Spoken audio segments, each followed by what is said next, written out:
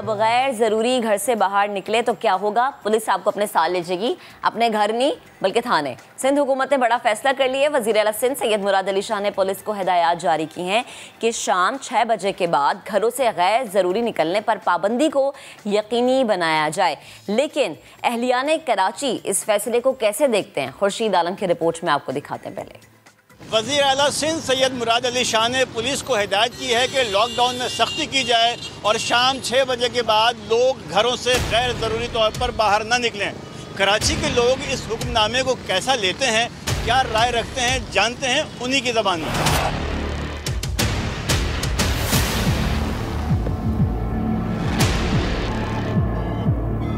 वज़ीर आला साहब ने सख्ती के ऑर्डर कर दिए IG को, तो शाम 6 बजे के बाद आप अपने घर से बाहर निकलेंगे या नहीं निकलेंगे? बिल्कुल निकलेंगे, क्यों नहीं निकलेंगे। 6 बजे तो हम घर पहुंचते हैं काम से, तो उसके बाद ही जाके लेके आएंगे ना हम चीज़ें। अब दूध वाला है, अब हम कहाँ से लेके आए दूध जाके डबल रोटी, अंडे, मक्खन, जो भी चीज़ है, या कल के लिए कोई चीज़ लेनी है तो हम घर आके तो फिर जाते हैं। अगर ज़रूरत पड़ेगी तो निकलूँगा। सर CM साहब ने सख्ती के ऑर्डर कर दिए, पता है आपको? नहीं पता तो है, सख्ती किया है, बहुत अच्छी बात है, लेकिन ये उनके लिए किया है जो इनको फॉलो नहीं करते हैं।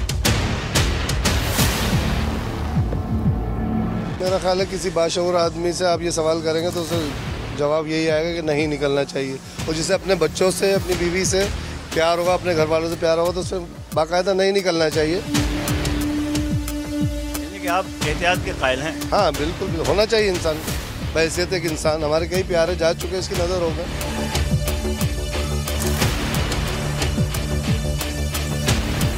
सख्त ऑर्डर सिंध गवर्नमेंट ने दिए हैं तो हम तो एहतियात करने की कोशिश करेंगे, मगर अगर कोई मजबूरी हुई तो निकलना तो पड़ता है, आपको पता है।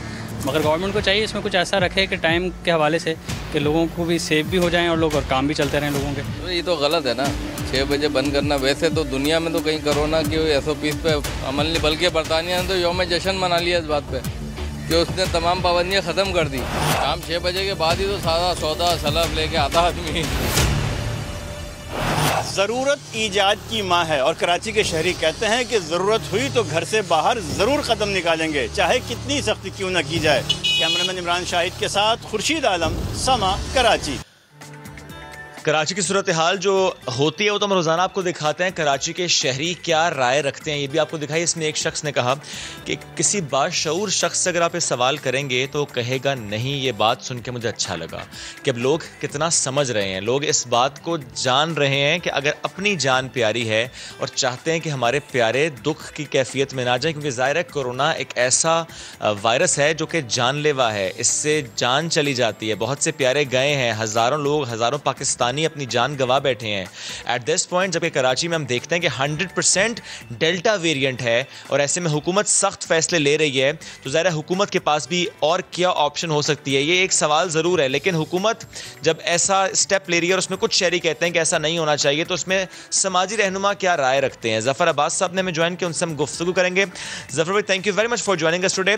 ज़फ़र भाई, वैसे तो ज़ाहिर है हुकूमत का ऐलान अपनी जगह, अभी कहीं पर भी हमने कराची में ऐसा ये सिचुएशन नहीं देखी कि वो डंडा उठाए, पुलिस वाला आए और आपको लेकर थाने चला जाए। बट ज़ाहिर है हुकूमत ने ये सख्त स्टेप तो लेने हैं। अब जब हुकूमत ये कहती है कि हमें वो स्टेप ना लेना पड़े कि तमाम सेक्टर्स बंद करने पड़े, कारोबार बंद करना पड़े, तो इसलिए हुकूमत कह रही है कि 6 बजे के बाद गैर ज़रूरी तौर पर बाहर ना निकले। सख्ती इसलिए की जा रही है ताकि लोग समझ पाएँ। आपकी क्या राय है इससे मुताल्लिक? देखें, मैं तो ये जानता हूँ जो LFD इदारा था तजम्मुल साहब का या है, वो बार बार NCOC को आगाह कर रहा था कि क्या होने जाने वाला है, क्या होने वाला है, क्या होने वाला है। आज के जब तमाम अस्पतालों ने अपने हाथ उठा लिए हैं, कराची के जितने भी अस्पताल हैं, इस वक्त लड़ाई ये चल रही है। एक बड़ा अस्पताल सरकारी दूसरे अस्पताल को कह रहा है, दूसरा तीसरे को बोल रहा है कि तुम्हारे पास इतने कम बेड क्यों हैं, तुम्हारे पास इतने कम बेड क्यों हैं। हम लोग पूरी रात के जागे हुए हैं, पूरे शहर से फ़ोन आ रहा है कि हम अपने पेशेंट को लेके फलां अस्पताल पहुंचे हैं, वहाँ बेड नहीं है, दूसरी जगह पहुंचे हैं, वो कह रहे हैं अगर बेड दे देंगे तो वेंट के ऊपर अगर नौबत आ गई तो आप खुद लेकर मूव करेंगे। ये सूरत हाल चल रही है इस वक्त। अच्छा, अब ज़फ़र भाई, मुझे याद है 2 दिन पहले पोजीशन है कि ज़फ़र भाई 2 दिन पहले जब हम बात कर रहे थे, कासिम सुमरो साहब साथ मौजूद थे और उन्होंने ये बात की थी कि अगर इसी तरह पॉजिटिविटी रेशो ऊपर जाएगा तो 2 दिन बाद अस्पतालों में गुंजाइश खत्म हो जाएगी। और आपकी बात इसको एंडोर्स करे कि वाकई सिचुएशन ऐसी है और इतनी ख़राब हो गई है। नहीं है गुंजाइश, मैं आपसे बिल्कुल भी झूठ नहीं कह रहा हूँ। आखिरी कॉल मुझे अब्बासी शहीद अस्पताल से एक मेहताब साहब की आई है, जिनको मैं नहीं जानता हूँ। उनकी कॉल आई है, उनकी वालदा का अरेंजमेंट कराया जैसे तैसे। इस तरह से अभी कल मेरे साथ एक प्रोग्राम में डॉक्टर सीमी जमाली साहिबा थी, पहला वाला वार्ड भी भर गया जिना का, दूसरा वाला भी भर गया, तीसरे की तरफ जा रहा है। अच्छा, मैं आपको उससे बड़ी बात बता दूं कि इस वक्त जब मैं आपसे बात कर रहा हूं तो मेरे अपने घर में कोविड पेशेंट आ चुका है, मेरे छोटे भाई को कोविड हो चुका है। बात यह है कि किसी की भी समझ में नहीं आ रहा है क्या पोजीशन है, क्या सूरत हाल है, बहुत स्पीड में बढ़ रहा है। मसला ये, जिसको नहीं यकीन वो अपने मोहल्ले में एक बस मंगवाए, सबको ले और सारे अस्पतालों के बाहर का एक दौरा कर ले। बहस ये होनी ही नहीं चाहिए कि ये वायरस इंसान ने बनाया है, कि ये वायरस खुद ब खुद आ गया है, ये वायरस इसराइल ने भेजा है, ये वायरस अमेरिका ने भेजा है। इस वक्त हमारे मुल्क के अंदर या हमारे शहर कराची में ये वायरस अपना असर दिखा रहा है। मैं तो इतना जानता हूं कि आज से 6 दिन पहले मैंने अपने एक दोस्त को, अली नाम था उनका, उनको डेल्टा में दफना कर आया हूं। ठीक है, वो एक्सपो सेंटर में रहे, इवेंट पे रहे, बहुत कोशिश की गई लेकिन नहीं संभाल सके जवान आदमी। जगह नहीं है एक्सपो में, मैं बार बार बता रहा हूँ, जिसको एतराज हो जाके मिल ले। एक्सपो सेंटर में फील्ड अस्पताल है सबसे बड़ा, 100 से जायद मरीज इस वक्त मशीनों पर हैं। ब्रिगेडियर शहजाद का ये कहना है, सब कान खोल के सुन लें, उनका ये कहना है पिछले 2 सालों में इतनी बड़ी तादाद में मरीज नहीं थे मशीनों के ऊपर। बिल्कुल। और जफर भाई, जितने मरीज हैं वो शदीद तरीन तरीके से ऑक्सीजन ले रहे हैं। मैं कल गया था मलीर में। जफर भाई, जिस तरह से आप सूरत हाल भी बता रहे हैं ना, क्योंकि जब भी हम सिंध गवर्नमेंट के किसी भी तर्जुमान से बात करते हैं वो भी बिल्कुल ऐसी सिचुएशन बताते हैं, लेकिन आपको लगता है कि यहाँ पर अवाम की भी गलती है कि जो ये शिकवा सिचुएशन में करती है, नज़र आती है कि 6 बजे क्यों कारोबार बंद कर दिया, आप 8 बजे कर दें, या 6 बजे के बाद अगर पाबंदी होगी तो हम घरों से बाहर कैसे निकलेंगे? आपकी नज़र में हुकूमत की तरफ से तो अपनी जिम्मेदारी, हुकूमत सिंध की मैं बात करी, वो निभा रही है, लेकिन शहरी जो हैं वो शायद इस चीज़ को सीरियस नहीं ले रहे। मैं आपको समझाता हूँ शहरी का क्या प्रॉब्लम है। शहरी का प्रॉब्लम ये, आपने पहले बोला आज से 1.5 साल पहले 6 महीने के लिए घर में बैठ जाओ। शहरी बैठ गया घर में, आपने उसको कोई ग्रांट दी? आपने उसको महीने का किराया दिया उसके घर का? आपने उसको राशन के पैसे दिए? वो मोची था, वो दर्जी था, वो IT इंजीनियर था, वो प्राइवेट नौकरी करता था। कराची में पैदा होने वाले शख्स को सरकारी नौकरी नहीं दी जाती, ये किसको नहीं मालूम? जब वो 6 महीने घर बैठा रहा, 2.5 लाख का मकरूज हो गया, रिश्तेदारों से पैसे लेकर किराए देता रहा, घर के अपनी दवाइयाँ, खाना पीना सारे काम करता रहा। अब वो 2.5 साल का मकरूज था, अब वो बाहर निकला तो मालूम हुआ कारोबार जितने थे उन सब ने अपना स्टाफ आधा कर दिया।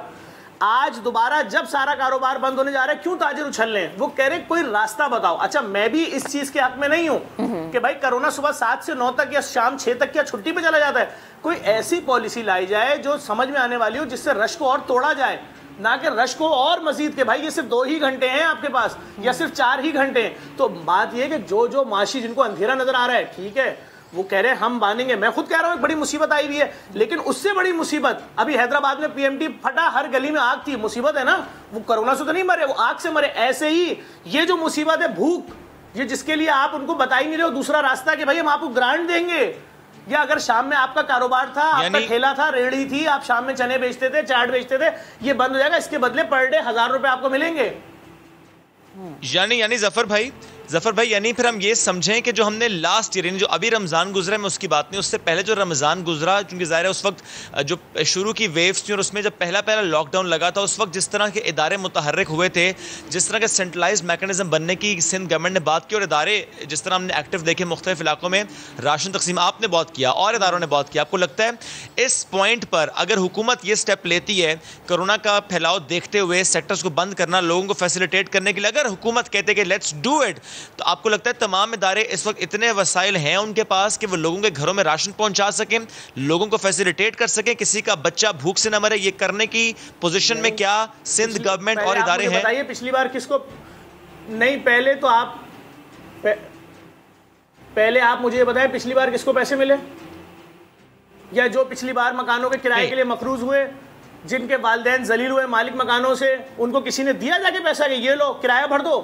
जफर भाई इसमें कोई शक नहीं है, वो जाहिर है एक बहुत बड़ा शहर है, पॉपुलेशन बहुत ज्यादा है, बहुत इसमें कोई शक नहीं, मसला बहुत बड़ा, लेकिन उस वक्त भी इदारे बहुत ज्यादा मुतहर्रिक हुए। जो मैं समाजी रहनुमाओं की बात कर रहा हूँ, जो मैं समाजी इदारों की बात कर रहा हूँ, मुतहर्रिक हुए, जाहिर है हर जगह पर नहीं पहुंच पाए, हर घर में नहीं पहुंच पाए, गवर्नमेंट उस तरह से नहीं। लेकिन मैं आपसे ये कहना चाह रहा हूं, क्या किसी भी इदारे का या मेरे इदारे का राशन जो है, उसके बच्चे की स्कूल की वैन की फीस, ओ भाई ये ऑनलाइन क्लासेस में आपको अपने व्हाट्सएप ग्रुप से हटा देती है टीचर, वही सबके सामने बोलती है आपके बच्चे की 2 महीने की फीस नहीं है, हम आपको लेफ्ट कर रहे हैं, कल से जूम पे नहीं आइएगा।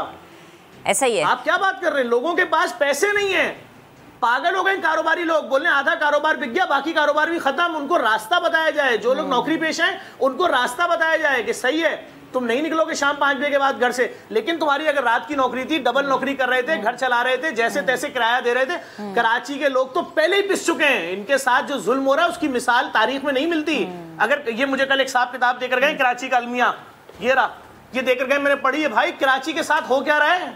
और जफर भाई ये चीज हम अपने हर प्रोग्राम में हाईलाइट करते हैं कि कराची के जो मसाइल हैं उस पर बात करना, और फिर कराची को जिस तरह से ट्रीट किया जाता है, क्योंकि एक मुआशी हब है, पूरे मुल्क का रेवेन्यू जनरेट करने वाला शहर, लेकिन यहाँ के लोगों के मसले हम जिस चीज़ को बार बार पॉइंट आउट करें, मैं सिर्फ आपसे ये पूछना चाह रही हूँ कि आपकी नज़र में इस चीज़ का हल है क्या?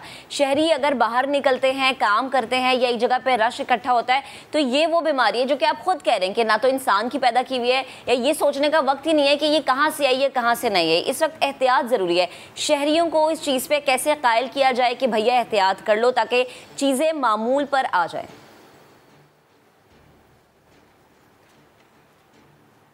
देखें, ये रखा हुआ मास्क का डब्बा, ये रहा मास्क का पूरा पैकेट। भाई 1 रुपए का मास्क मिल रहा है मार्केट में, 1 रुपए का, जो 15 रुपए का हो गया था। हर बंदा मास्क लगाए। मैं खाली कमरे में बैठा हूं इसलिए मैंने नहीं लगाया हुआ। हर बंदा मास्क लगाए, नहीं तो कुछ भी नहीं करो। आपको जो आदमी सबसे ज्यादा उछलता हुआ बोल रहा हो ना कि कोरोना कुछ नहीं है, उसको कोरोना की कब्रें मत दिखाओ ले जाके कब्रिस्तान में, उसको किसी भी सरकारी अस्पताल के बाहर ले जाओ और बोलो, झूठ बोल दे कि मेरा बेटा या मेरा भाई कोरोना में मुब्तला है, जगह है। अभी सब समझ में आ जाएगा। क्योंकि देखो भाई, प्राइवेट अस्पताल में भी एक साहब हमारे जानने वाले 4 दिन कोरोना का पेशेंट एडमिट कराए, 3 दिन 16 लाख रुपए बिल बनाए। यानी अगर वो 20 दिन रह लिए तो वो 1.5 करोड़ रुपए बिल देंगे। भाई क्या बातें हो रही है यहाँ? तो माफियाज भी कमाने के चक्कर में लगी है। कोई जो हॉस्पिटल्स की बात आप कर रहे हैं, उसके ऊपर अगर हम लोगों को बोल देंगे अपना काम धंधा नौकरी छोड़ के घर बैठ जाओ, नहीं, इसमें जफर भाई थोड़ी सी मुझे तस्हीह ज़रूर करने दीजिएगा कि जब हुकूमत ये बात करती है कि गैर ज़रूरी तौर पर बाहर नहीं निकलना, तो वो कतन ये नहीं कहती कि अगर मेरी नाइट ड्यूटी है तो मुझे वो मना करेगी। नहीं, अब वो ये ज़रूर कहेगी कि मैं अपने बेगम बच्चों के साथ सीवी पर ना जाऊँ, मैं खाने पीने ना जाऊँ, मैं घूमने फिरने ना जाऊँ। ये कभी नहीं कहेगी अगर मेरा कोई काम है, कोई ज़रूरत से मैं बाहर निकल रहा हूँ, अकेला मैं निकल रहा हूँ, मास्क पहन के निकल रहा हूँ, तो हुकूमत मुझे कुछ नहीं कहेगी। लेकिन मेरा सवाल यहाँ पर आपसे ये है, चूँकि ज़रा आप ऑन ग्राउंड होते हैं, आपने बात हॉस्पिटल की, आपने बात प्राइवेट हॉस्पिटल की, आपने बात पैसों की। पिछले 1.5 साल में आपको लगता है कि हुकूमत ने इन्वेस्ट किया है हेल्थ सिस्टम पर, इतना इन्वेस्ट किया है, इतने बेड्स बढ़ाए हैं कि अब जब पेशेंट्स बढ़ते हैं तो हम उनको मैनेज कर पाएं? क्या हुकूमत ने इस ज़िम्मन में काम किया है?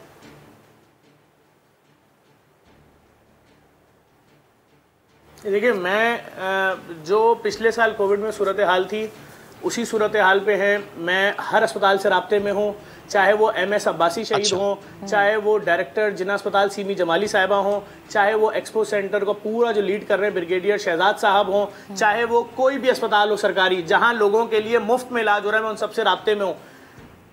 अगर अंदाज़ा था कि इतनी बड़ी मुसीबत आने वाली है तो फिर सब भर क्यों गया है?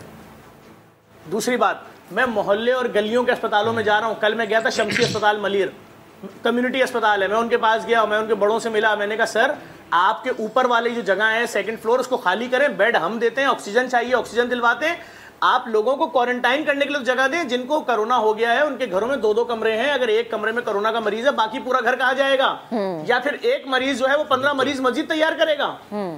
तो बात ये, हम तो ये कोशिश कर रहे हैं, लेकिन मुझे बहुत हैरत हो रही है कि एक बहुत बड़ा तबका आज की डेट में भी, जब लोग मर भी रहे हैं, जब लोग वेंट पे हैं, उनके प्यारे दुआएं कर रहे हैं, कोई हर तरह के मैसेज चल रहे हैं कि खुदा के वास्ते दुआ करो, मेरा एक भाई मर चुका, मेरे बहनों ही मर चुका, मेरा बाप मर चुका, और अब मेरे घर में दूसरे आदमी को हो गया, वो भी वेंट पे, अल्लाह ताला हमें बचाए, हमारे घर में 3 मौतें हो गई। इस सूरत हाल में भी एक बहुत बड़ा तबका एंजॉय कर रहा है, वो कह रहा है कोरोना है ही नहीं। मैं फिर कह रहा हूं, हमारी ये बहस है ही नहीं कि कोरोना 1 नंबर है, कोरोना 2 नंबर है, कोरोना चाइना ने दिया, कोरोना इसराइल ने दिया।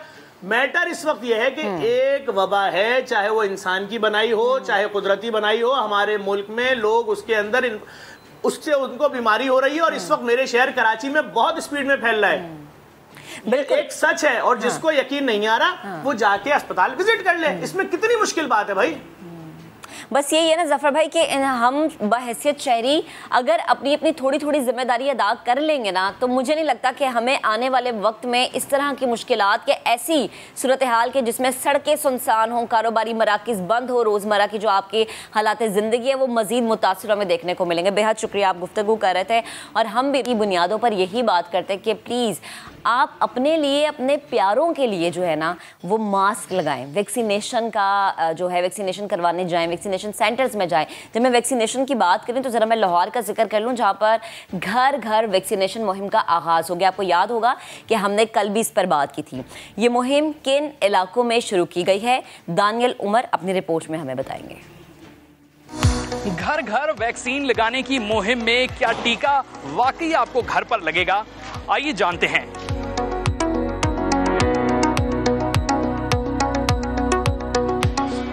ये हैं शाह जमाल के इलाके की तंग गलियां, जहां जिला इंतजामिया की टीमें घर घर जा रही हैं। मगर ये टीमें वैक्सीन नहीं लगाती बल्कि सिर्फ पैगाम पहुंचाती हैं। तो की वैक्सीनेशन नहीं हुई मैम? किसी की भी नहीं हुई। ओके, यहाँ पे जो आपके यूनियन काउंसलर हैं ना शेख इमरान, उनके दफ्तर में हमारी टीम बैठी हुई है वैक्सीनेशन के लिए। आप अपने घर के जो मेंबर रह गए हैं उनको शनाख्ती कार्ड के साथ वहाँ ले जाएं, आपकी वैक्सीनेशन हो जाएगी। टीमें वैक्सीन से इनकार करने वाले अफराद का डेटा सुपरवाइजर को फराहम करने की पाबंद हैं। विजिट करने के बाद अगर वो लगवा लेते हैं तो ठीक है, अगर वो कहते हैं कि वो बाजार गए हुए हैं तो उनका अपने पास नाम लिख लें और अगले दिन हम फिर विजिट करेंगे। अगर अगले दिन भी आपके कहने पे नहीं जाएंगे तो मैं खुद विजिट करूंगा और इंशाल्लाह ताला उनको वैक्सीनेट कराऊंगा। वैक्सीनेशन के लिए इलाके की मारूफ शख्सियात के दफातर या मार्केट्स में कैंप्स लगाए गए हैं। शहरियों ने मुहिम को अच्छा कदम करार दिया है। हमारे यहाँ आके वैक्सीनेशन लगा रहे हैं तो सबको लगवानी चाहिए ताकि सब सेफ रह सकें। असिस्टेंट कमिश्नर इब्राहिम अरबाब के मुताबिक मुहिम का मकसद लोगों के घरों के करीब वैक्सीन की सहूलत फराहम करना है। अगर कोई नहीं जा सकता या किसी के मसला है, कोई भी ट्रांसपोर्ट का मसला है, हेल्थ का मसला है, एज का मसला है, तो उनके घरों में टीम जो है करीबी सेंटर से आ सकेगी। मैक्सिमम 2-3 गलियां छोड़ के एक वैक्सीनेशन सेंटर होगा लोगों के पास। घर घर वैक्सीनेशन मुहिम का पायलट प्रोजेक्ट शादमान, अस्करी 9 और 10 में शुरू किया गया है। 8 अगस्त से पूरे शहर में यूनियन काउंसिल की सतह पर वैक्सीन दस्तयाब होगी। कैमरामैन अजहर इकबाल के साथ दानियाल उमर, समा, लाहौर। दानियल की रिपोर्ट हमने आपको दिखाई। अभी एक ब्रेक लेते हैं, बहुत सी खबरें हैं जो आपके साथ शेयर करनी है, हमारे साथ रहिएगा।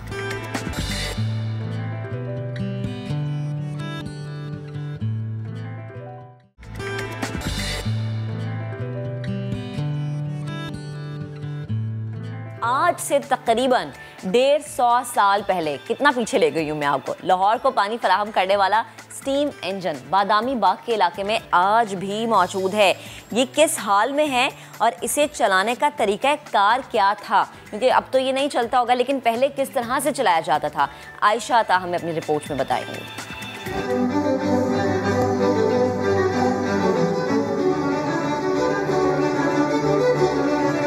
1877 में अंग्रेज दौर का लगाया गया ये स्टीम इंजन, जो माजी में शहर की 35,000 पर मुश्तमिल आबादी को पानी की फ्राहमी का सबसे बड़ा जरिया था।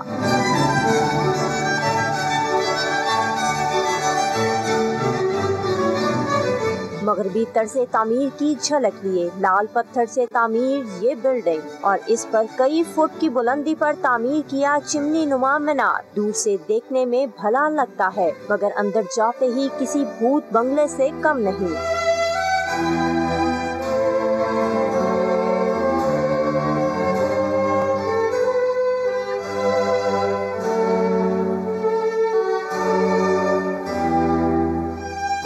ऑलमोस्ट गुजर गए, तो मशीनरी की भी एक लाइफ होती है और उसके बाद टेक्नोलॉजी चेंज हो जाती है। अब उसके बाद ट्यूबवेल्स इंस्टॉलेशन आया है, इलेक्ट्रिसिटी आई है और उसकी एफिशिएंसी बढ़ी है, तो वो अबेंडन करके ट्यूबवेल से कनेक्ट किया और उसको फिल कर रहे हैं।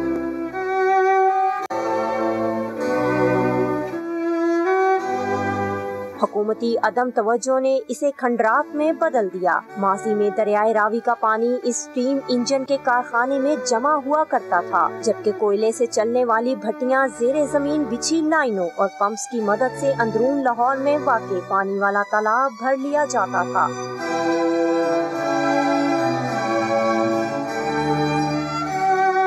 रावी करीब थी उस वक्त में तो कुछ कुएं यहाँ पे बनाए गए जो से आपस में इंटरकनेक्टेड थे और उनकी सीपेज के ज़रिए यहाँ पे करीब तरीन वेल में पानी आ जाता था और इस इंजन को चलाया जाता था कोयले की मदद से, जो कि स्टीम क्रिएट करने के बाद पानी को पंप करती थी और पानी लाइनों के मदद से पानी वाले तालाब को जाता था।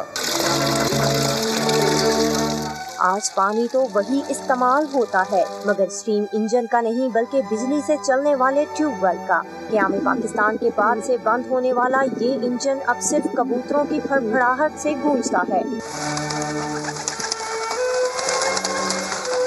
जंगालूद मशीनरी भी इसके बेकार होने की गवाही दे रही है। सदियों पुराने स्टीम इंजन को अगर म्यूजियम की शक्ल दे दी जाए तो इससे न सिर्फ सियाहत को फरोग मिलेगा बल्कि वासा के मुआशी मसाइल भी हल होंगे। कैमरामैन इशफाक अब्बासी के साथ आयशा आता, समा, लाहौर। अब जिक्र करेंगे कुछ ऐसी डिफरेंट तकरीब का। शादियां, इससे मुतालिक हम जिक्र तो करते आए, बड़ी शाहाना शादियां भी आपको हमने दिखाई, लेकिन जिस शादी का तस्करा आज हम करने जा रहे हैं, जो मनाजिर इस वक्त हम आपको दिखा रहे हैं, ये शादी हुई जनाब गुजरात से ताल्लुक़ रखने वाले असिस्टेंट कमिश्नर उस्मान अशरफ साहब की। और उन्होंने ये सोचा कि स्ट्रीट चिल्ड्रन के साथ दावत वलीमा होना चाहिए। उन्होंने ये सोचा कि कुछ मुख्तलिफ होना चाहिए, कुछ मुनफरद होना चाहिए। ऐसे एग्जाम्पल उन्होंने सेट की कि उन्हें मदऊ किया स्ट्रीट चिल्ड्रंस को, और हम देख रहे हैं कि खुद भी वो जाकर उनकी प्लेट्स में खाना सर्व कर रहे थे। उस्मान अशरफ साहब असिस्टेंट कमिश्नर और उनकी अहलिया डॉक्टर नताशा रिजवान, ये बड़ा खूबसूरत सा पैगाम मैं कहूँगा कि इन तस्वीर से उन्होंने दिया। इस वक्त हमें ज्वाइन भी कर चुके हैं दोनों, उनसे हम गुफ्तगू करेंगे। उस्मान साहब एंड नताशा साहिबा, आप दोनों को गुड मॉर्निंग कहेंगे, वेलकम टू द शो। सबसे पहले कॉन्ग्रेचुलेशंस फ्रॉम टीम नया दिन, आपकी शादी की बहुत बहुत मुबारकबाद। जी thank you so much for the kind words. Great. Usman साहब, आप थोड़ा शेयर कीजिएगा कि आइडिया किसका था कि शादी थोड़ी सादगी से हो और दावत वलीमा हो तो वो ऐसे हो, स्ट्रीट चिल्ड्रन के साथ हो? आपका था, वाइफ का था, फैमिली का था, दोस्त का था, किसका मशवरा था? एक्चुअली मैं थोड़ा सा इसका बैकग्राउंड बता देता हूँ कि हम एक्चुअली दो प्रोजेक्ट्स पे काम कर रहे हैं। एक अर्बन प्लांटेशन के हवाले से हम काम कर रहे हैं। तो मेरे एक टीचर हैं मजहर हाशमी साहब, he is working on urban plantation with the name of Green Express. And second project is Each One Teach One Foundation. That organisation is basically working for the street children. वो बच्चे जो कि कूड़ा करकट उठाते हैं या आपको ट्रैफिक सिग्नल्स पे मिलते हैं मांगते हुए, तो उन बच्चों के लिए हमारा बेसिकली एक प्री स्कूल है। तो मेरे दोस्त मनान लियाकत साहब उस स्कूल को चलाते हैं। तो हम अपने इवेंट के थ्रू बेसिकली इन दो प्रोजेक्ट्स की प्रोजेक्शन करना चाह रहे थे। One is urban plantation and second is Each One Teach One foundation. तो इस प्रोजेक्शन के लिए हमने यही मुनासिब समझा कि ठीक। अच्छा, तो फिर मुझे सर ये बताएंगे, तो ज़ाहिर है एक आपने ऐसा कर दिया कि उससे प्रोजेक्शन हुई, थोड़ा सा मुझे बताएंगे कि इसके अलावा भी तकरीब की थी या कि नहीं? सोच लिया था कि तकरीब और करनी नहीं है, वो जो एक बड़ा लाविश किस्म का वलीमा होता है वो करना ही नहीं है, करना ही इस तरह का वलीमा है कि वो प्रोजेक्शन सिर्फ इस प्रोजेक्ट की हो। जी, उसमें ऐसा है कि हमारे जो बाकी इवेंट्स हैं वो तो बिल्कुल नॉर्मल इवेंट्स थे, लेकिन ये है कि वलीमे का इवेंट क्योंकि नॉर्मली एक बड़ा इवेंट होता है, तो कोविड की सिचुएशन भी ऐसी थी, तो मेरा ख्याल है कोविड एक एडेड फैक्टर था, तो सारा क्रेडिट फिर इसके लिए हमें नहीं जाता।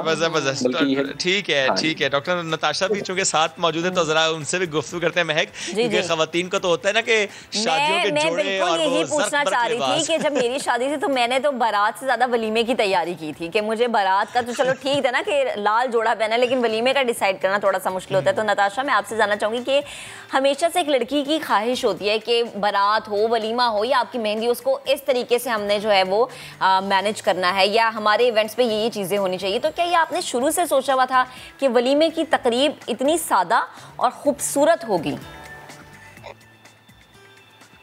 बिल्कुल, हर लड़की की होती है कि उसका वलीमा जो है वो बहुत ही ग्रैंड हो, लेकिन हमने डिसाइड किया, उस्मान ने सबसे पहले मुझसे आइडिया शेयर किया था, और जब मुझसे शेयर किया तो मुझे बहुत अच्छा लगा। आई वाज लाइक ज़रूर करना चाहिए। आई थिंक अल्लाह ताला हर किसी को अपॉर्चुनिटी नहीं देता कि आप ऐसे लोगों के साथ अपनी लाइफ की हैप्पीनेस शेयर करें। तो I am very grateful and at the same time very blessed and आपको तो बहुत अच्छा लगा मुझे। ये वलीमा बहुत डिफरेंट और बहुत यूनिक था और ये बहुत अच्छा था। ये दूसरे ग्रैंड वलीमे से ज्यादा सेटिस्फाइंग। और बिल्कुल, और सबसे अच्छी बात जो ग्रैंड वलीमे वाली बात शेब ये कर रहे हैं ना कि शेयर तो हो जाता है, एक आइडिया कंसीव कर लिया जाता है, एक आइडिया उसको एग्जीक्यूशन की तरफ भी आप लोग कदम बढ़ाते हैं, विच एक जरूर होता है कार च जो कहता है नहीं नहीं नहीं ऐसे नहीं चलेगा, ऐसे नहीं करना। तो आप लोगों की फैमिली में कैसा कोई था? नहीं, अल्हम्दुलिल्लाह हमारी फैमिली हमारी फैमिली भी बहुत सपोर्टिव थी। उनके साथ जब ये शेयर किया तो उन्होंने कहा नहीं जरूर करना चाहिए, और आई थिंक फैमिली का सपोर्टिव होना ज्यादा मैटर करता है, तो उस तरफ से हमें कोई हिंदर। वरना अक्सर ऐसा होता है ना शादियों में देखा जाता है कि या तो कोई फुप्पी नाराज हो जाती है या खाला नाराज होती है। मेरी फुप्पी और खाला प्लीज इसको पर्सनल ना ले, क्योंकि मेरी शादी में कोई नाराज नहीं होता। हाँ जी, वो रिलेटिव्स को तो था कि वलीमा करेंगे और सबको इनवाइट करेंगे, लेकिन जब हमने ये आइडिया उनसे तो रिलेटिव से तो ऑब्वियसली शेयर नहीं किया, अपनी फैमिली से फर्स्ट ऑफ ऑल शेयर किया, लेकिन सबने बहुत अप्रिशिएट किया अल्हम्दुलिल्लाह। अब वो कहते तो नहीं है कि नहीं भाई पार्टी दो हमें, वलीमे दी रोटी, वो जो बड़ी बड़ी बात होती है हमारी पोस्ट शादी दावत चल रही है, वो साथ साथ वो भी सीन चल। ठीक, अच्छा उस्मान, मैं आपसे पूछना चाहूँगी कि कोविड के हवाले से हम हमेशा से बात करते आते हैं, लेकिन इस सिचुएशन में इन चीज़ों को मैनेज करना, समाजी फासले का ख्याल रखना, स्ट्रीट चिल्ड्रंस के साथ इस चीज़ को सेलिब्रेट करना, यानी आप अपनी खुशियों में दूसरों को भी शामिल करें, ये यकीनन चैलेंजिंग तो रहा होगा। डेफिनेटली ये एक चैलेंज था, तो इस चैलेंज को कोप अप करने के लिए है कि प्रॉपर सैनिटाइजेशन और इन चीज़ों को हमने थोड़ा सा इंश्योर किया उस इवेंट पे।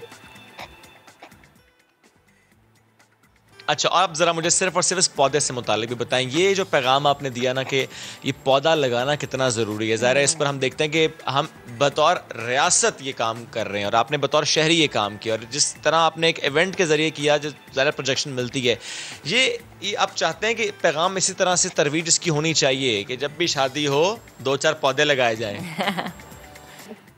जी, उसमें यह है कि ना सिर्फ 2-4 पौधे लगाए जाएं, बल्कि ये पौधे लगाना एक सस्टेनेबल काम होना चाहिए। उसको लगाने के बाद उसकी केयर का काम, प्रॉपर्ली उसकी रिस्पॉन्सिबिलिटी किसी को देना, ये ज़्यादा इंपॉर्टेंट काम है। सो पौधा लगाने से ज़्यादा उसकी केयर और उसकी मेंटेनेंस है, तो इस हवाले से सोसाइटी को काम करने की मजीद ज़रूरत है। अच्छा नताशा, जैसे कि आपके हस्बैंड भी कह रहे हैं कि सोसाइटी को मजीद काम करने की ज़रूरत है, लेकिन जिस तरह से आप लोगों ने अपने वलीमे का इवेंट किया, मैं सिर्फ ये जानना चाह रही हूँ कि क्या आपकी नज़र में हमारे मुआशरा जो है, जहाँ पर हम देखते हैं कि इतनी शहाना शादियाँ होती हैं, इतने पैसे खर्च होते हैं, हमारे मुआशरे को अब ज़रूरत है इस तरफ आने की कि नहीं, शादी करनी है, सादगी से करनी है, और ये जो बच्चे हैं ना, इनको भी अपनी खुशियों का हिस्सा बनाना है। आपकी बात बिल्कुल ठीक है। हमारी सोसाइटी में जो है चीज़ की आई थिंक बहुत ज़रूरत है, क्योंकि वो लोग हैं जिनको अपनी लाइफ में, अपनी लाइफ के इवेंट्स में कोई भी इंक्लूड नहीं करता। मैंने ये चीज़ नोटिस की कि जब हमने इन लोगों को इंक्लूड किया, दे वर मोर देन हैप्पी, और इस चीज़ से जो सेटिस्फेक्शन हमें मिली उसका कोई रिवार्ड नहीं है, कोई चीज़ उसका जो है ना वो कंपैरिजन नहीं कर सकती। तो सोसाइटी में ये चीज़ इम्प्रूव करने की आप इसको पर्सनली ग्रो भी करते हैं, जब आप ऐसे लोगों के साथ टाइम स्पेंड करते हैं, ऐसे इवेंट्स ऑर्गेनाइज करते हैं, तो ये आपके लिए भी बहुत सेटिस्फाइंग और एक पॉजिटिव चेंज हमने कोशिश किया कि हम अपनी सोसाइटी में एक छोटे से एक्ट के थ्रू अगर हम कर सकते हैं, क्योंकि स्मॉल एक्ट्स मैटर, एक्चुअली ही स्मॉल एक्ट्स मैटर करते हैं। आप छोटा सा काम करें, आपके एक छोटे काम की वजह से किसी के फेस पे स्माइल आ जाए, तो इसका रिवॉर्ड, और ये सबसे बड़ी नेकी है, और इससे ज्यादा तसल्ली की तो कोई बात होती नहीं ना आपकी जिंदगी में, कि अगर आपकी वजह से कोई वाकई हकीकतन चेहरे से मुस्कुराता है, दिल में उसके तसल्ली होती है, या उसको दिली खुशी होती है, तो इसके मैं कहती हूँ इससे बढ़ के तो कोई नेमुल बदल या कोई नेकी हो ही नहीं सकती। अच्छा, मैं एक और चीज़ नताशा आपसे जानना चाहूँगी कि ये छोटी सी नेकी पे क्या लोगों के ज़्यादा पॉजिटिव कमेंट्स थे या नेगेटिव कमेंट्स थे, क्योंकि ये यकीनन सोशल मीडिया पे भी देखा गया होगा, क्या कहना था लोगों का? नहीं, अल्हम्दुलिल्लाह बहुत पॉजिटिव कमेंट्स हमें आया, बहुत इनकरेज किया गया। आई थिंक आने वाले कपल्स को मेरा यही मैसेज है कि मैं ये नहीं कह रही कि अब अपनी शादी जो है वो ग्रैंड नहीं करें, आप जरूर करें, लेकिन अपना एक इवेंट कुछ ऐसा रखें जो आप ऐसे बच्चों के साथ, ऐसे लोगों के साथ शेयर करें, तो ये गारंटी है कि आपको जो सेटिस्फेक्शन और जो आप एक सेटिस्फेक्शन फील करेंगे वो आपको किसी इवेंट को से नहीं आ सकती। और ये छोटी छोटी चीज़ें होती हैं, आप ज़रूरी नहीं है कि आप किसी की हेल्प करने के लिए या ऐसा इवेंट करने के लिए आप बहुत बड़ा एक्ट करें। छोटी छोटी चीज़ों से अपनी डेली लाइफ में ये जो है ना अपनी हैबिट बनाएं कि अपने स्टाफ से, आपके जूनियर्स जो हैं उनसे आप इस तरह के स्मॉल एक्ट करें, तो आई थिंक इम्प्रूव करे, ये ज़रूरी है। ठीक है उस्मान साहब, मैं बिल्कुल लास्ट में आपसे भी ऐसा ही कोई कमेंट चाह रही हूँ कि वो तमाम लोग जो कि इस चीज़ से एग्री करते हैं कि नहीं फंक्शन हमेशा ग्रैंड होना चाहिए, ताकि लोगों को बताया जाए कि भाई हमने अपनी बेटी का वलीमा, ये बेटे का वलीमा इस अंदाज में किया, ये बेटी की बारात इस तरह से की है, प्लीज़ उनके लिए कोई छोटा सा मैसेज। जी, एक्चुअली मेरा मैसेज ये है कि देखें, अगर आप अफोर्ड कर सकते हैं, आप सोशली लोगों को इंगेज करते हैं, तो आप ज़रूर लोगों को बुलाएं, ज़्यादा से ज़्यादा लोगों को बुलाएं, लेकिन इस खुशी के मौके के ऊपर इन लोगों को भी याद रखें। सो हम बिल्कुल ग्रैंड मैरिजेस के अगेंस्ट नहीं है। ग्रैंड मैरिजेस अगर आप अफोर्ड करते हैं, आप सोशली कनेक्ट करते हैं, आप ज़रूर करें, लेकिन इसके साथ साथ इन लोगों को भी अपने इवेंट्स में इंक्लूड करने के लिए कुछ ना कुछ स्टेप्स लें। सो अपने बजट में कुछ पोर्शन ज़रूर इन लोगों के लिए भी रखें। और ये मुझे लगता है बच्चों के लिए रखें, ये बहुत ज़रूरी है। और शुएब, मुझे लगता है कि ये वो सबसे ज़्यादा ज़रूरी यही है। बाकी तो मेहमान सारा साल आपके घर आते हैं ना, ये तो कभी कभी फिर आपके मेहमान बनते हैं, तो इन मेहमानों की खातिर ज़्यादा उन्होंने गुफ्तगू की ना कि जब किसी के चेहरे पे मुस्कुराहट आती है तो ज़ाहिर है उससे बड़ी, उससे खूबसूरत, उससे प्यारी बात ही कोई नहीं होती कि आपके एक छोटे से एक्ट से, जैसा नताशा ने कहा ना, small act matters, absolutely right, small act matters, क्योंकि किसी के चेहरे पे अगर मुस्कुराहट आप किसी एक एक्ट से आई है, जिस तरह उस्मान साहब खुद हमने देखा कि वो सर्व कर रहे थे, तो ज़ाहिर है वो जो बच्चों के चेहरे पर मुस्कुराहट आई उसका नेमल बदल कुछ और हो नहीं सकता। उस्मान साहब एंड डॉक्टर नताशा साथ मौजूद थे, आप दोनों बेहद शुक्रिया आप दोनों का, गुफ्तगू करते हमसे और बड़ी प्यारी गुफ्तगू रही, बड़ा अच्छा एक मैसेज दिया। एक छोटी सी ब्रेक लेंगे नाज़रीन, वापस आएंगे, स्टे विद अस।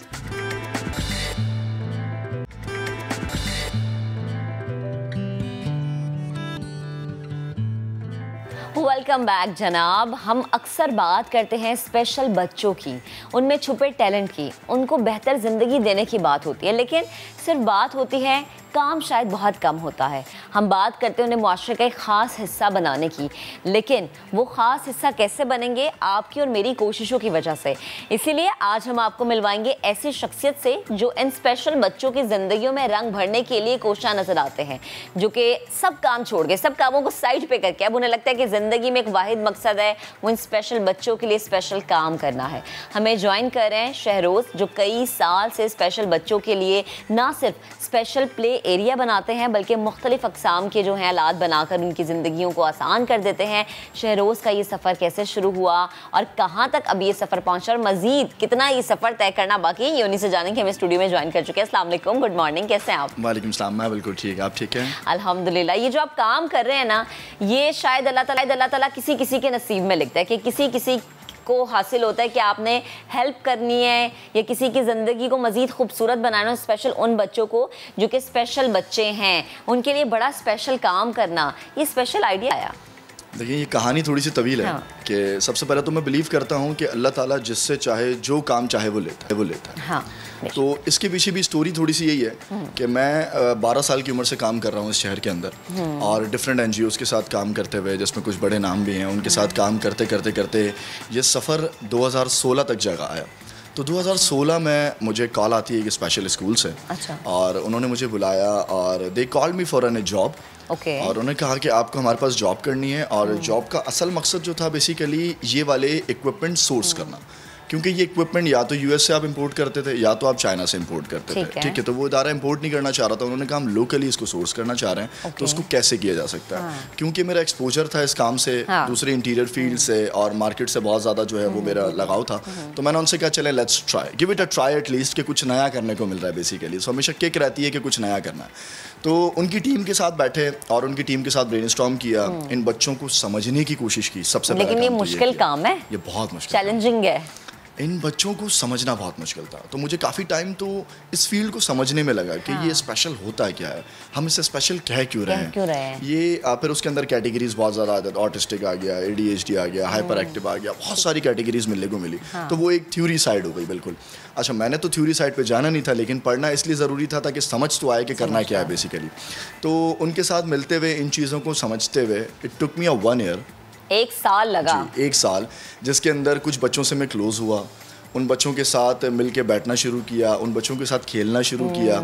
और मैंने अपनी पहली पोइट्री भी लिखी थी उन बच्चों के लिए, जिसका टाइटल था मेरी अपनी एक दुनिया है, तुम सबसे अच्छा हूँ। वाह, क्या बात ये है। वो जो मेरी पोएम थी वो बेसिकली अक्कासी थी उन बच्चों की। तो इस काम को शुरू करने से पहले मैंने वो नज़्म लिखी थी ताकि मुझे समझ में आए बेसिकली कि मैं किन बच्चों के साथ काम कर रहा हूँ और ये बच्चा मुझसे और बाकी दुनिया से क्या कहना चाहता है। तो जब वो पोएम मैंने दी और कुछ पेरेंट्स को मैंने सुनाई तो वो वाकई उनको लगा कि ये उनका बच्चा उनसे बात कर रहा है।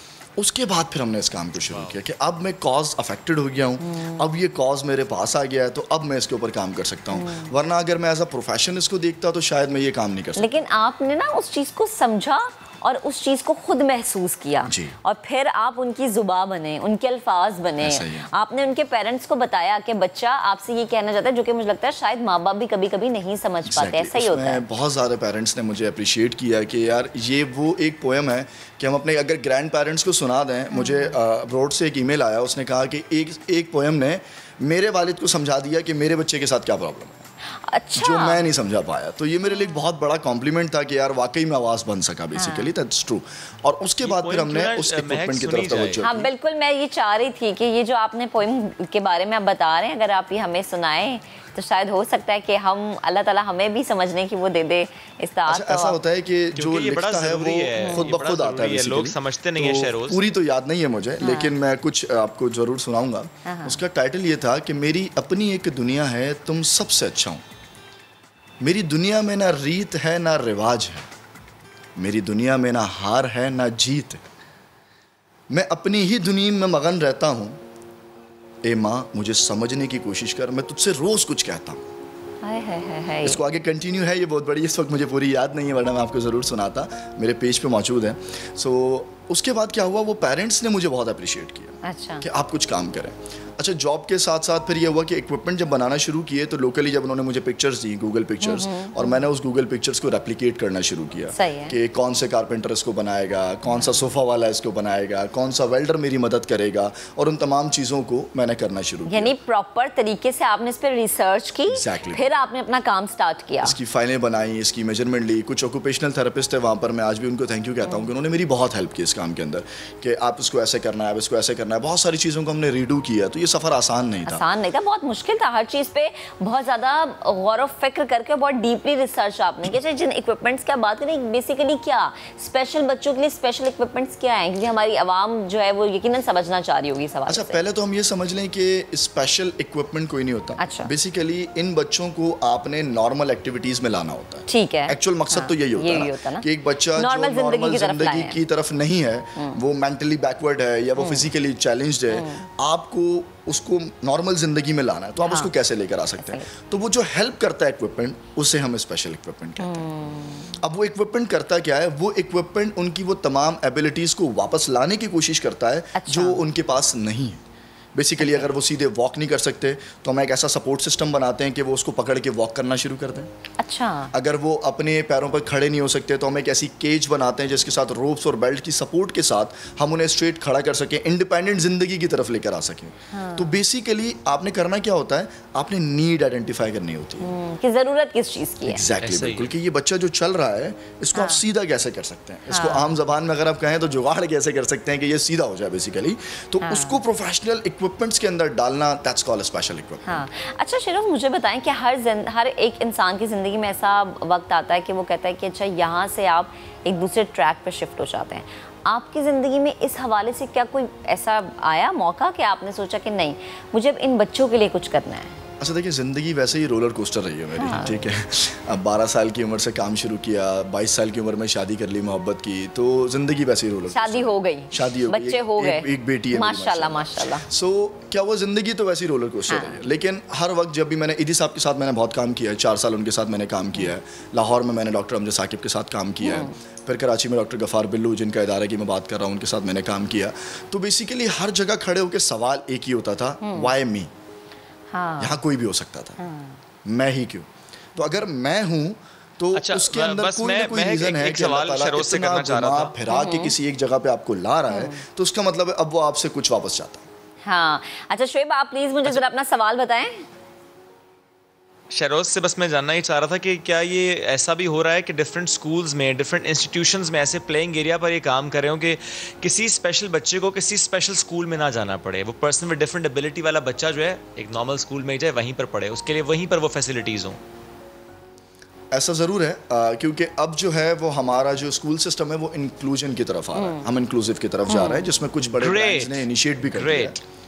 कुछ बड़े ब्रांड ने इनिशिएट भी कर दिया। इनिशियली वो अपने बच्चों के जो सिबलिंग्स हैं उनके साथ काम शुरू कर रहे हैं ताकि वो दोनों भाई बहन या दोनों भाई एक ही स्कूल में आए, और उसके बाद फिर वो आम पब्लिक के लिए भी उसको ज़रूर खोलेंगे। इंक्लूजन की तरफ काम करना ज़रूरी भी है क्योंकि इन चीज़ों की सबसे पहले तो देखिए एक्सेप्टेंस है, बिल्कुल, और इंक्लूजन सिर्फ स्कूल्स की हद तक नहीं होना चाहिए, वो आपकी पब्लिक प्लेसेस पे भी होना चाहिए, वो आपके पब्लिक पार्क्स में भी होना चाहिए। मेरा एक हर सेक्टर में होना चाहिए। इत्तेफाक हुआ, मेरा एक जिम खाना के अंदर हम टेंडर दे रहे थे प्ले एरिया का, तो वहाँ पर मैंने उनसे एक रिक्वेस्ट की थी कि मैं सर मैं ये काम तब करूंगा अगर आप मुझे एक स्विंग व्हीलचेयर वाले बच्चे के लिए लगाने के लिए देंगे तो, अदरवाइज हम ये काम नहीं करेंगे। क्योंकि आप देखें ना, एक घर से नॉर्मल बच्चा आ रहा है तो उसके साथ व्हीलचेयर वाला बच्चा भी तो आ रहा है ना, तो वो क्यों नहीं खेल सकता उन बच्चों के साथ? सवाल हम उसे क्यों फील कराएं भाई कि आपके लिए कोई जगह नहीं है? प्ले एरिया के बाहर बैठा हुआ है, बाकी बच्चे प्ले एरिया के अंदर खेल रहे हैं, तो ये नहीं होना चाहिए, नहीं होना चाहिए। तो मैंने उनसे स्पेशली रिक्वेस्ट की थी। अब फिर वो रिक्वेस्ट आपकी एक्सेप्ट हुई? अनफॉर्चुनेटली वो एक्सेप्ट नहीं हुई और फिर वो हमने काम नहीं किया। ठीक है, अच्छा नहीं किया, ये बड़ी जबरदस्त बात है, लेकिन हमारे मुआशरे का जो अलमिया जिसका आपने जिक्र किया ना, इस पे बात होना जरूरी है क्योंकि हम कबूल नहीं करते हैं ऐसी चीज़ों को, या हम चाहते नहीं हैं कबूल करना, लेकिन अगर हम अपनी ज़िंदगियों को इन कामों में वक्फ कर दें या हम रोज़ाना की बुनियाद पे छोटी छोटी ऐसी नेकियां कर लें कि शायद कोई हमसे खुश हो जाए, जिस से शरोज कर रहे हैं उन्होंने अपनी पूरी ज़िंदगी जो है ना वो वक्फ की। एक बात मुझे कहने की इजाज़त दीजिए महक, कि मामला यहाँ पर आकर रुक जाता है कि हम अक्सर ये सोचते हैं कि जो पर्सन में डिफरेंट एबिलिटी है उसको फैसिलिटेट करना या उसको सिखाना है, ज़रूर दुरुस्त बात करना है, उससे भी पहले उससे भी ज़्यादा ज़रूरी अपने आप को समझाना, अपने आप को बताना, अपने आप को इस तरफ लेकर आना है कि हमने पहले समझना है कि हमने किस तरह से सपोर्ट करना है। हम खुद नहीं समझते, यहाँ पर हम गलती करते हैं। थैंक यू वेरी मच, साथ मौजूद थे आप और इससे मुतालिक हमसे बात कर रहे थे।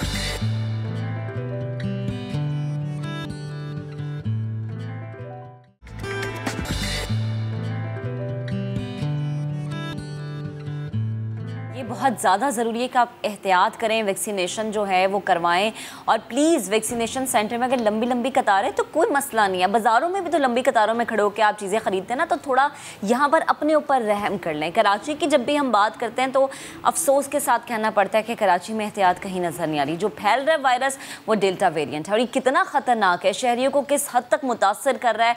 और जैसा कि आती है खबर जनाब के डेल्टा वेरिएंट का जो शिकार मरीज़ है उसके पूरे घर वालों को मजबूरन खुद को क्वारंटीन करना पड़ता है। इसमें कितनी सच्चाई है?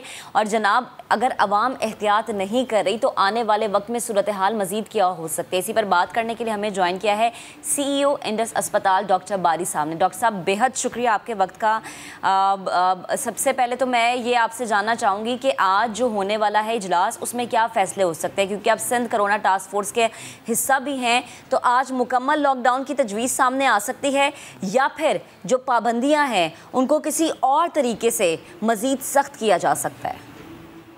बिस्मिल्लाहिर्रहमानिर्रहीम, अस्सलाम वालेकुम जी, बहुत शुक्रिया आपका।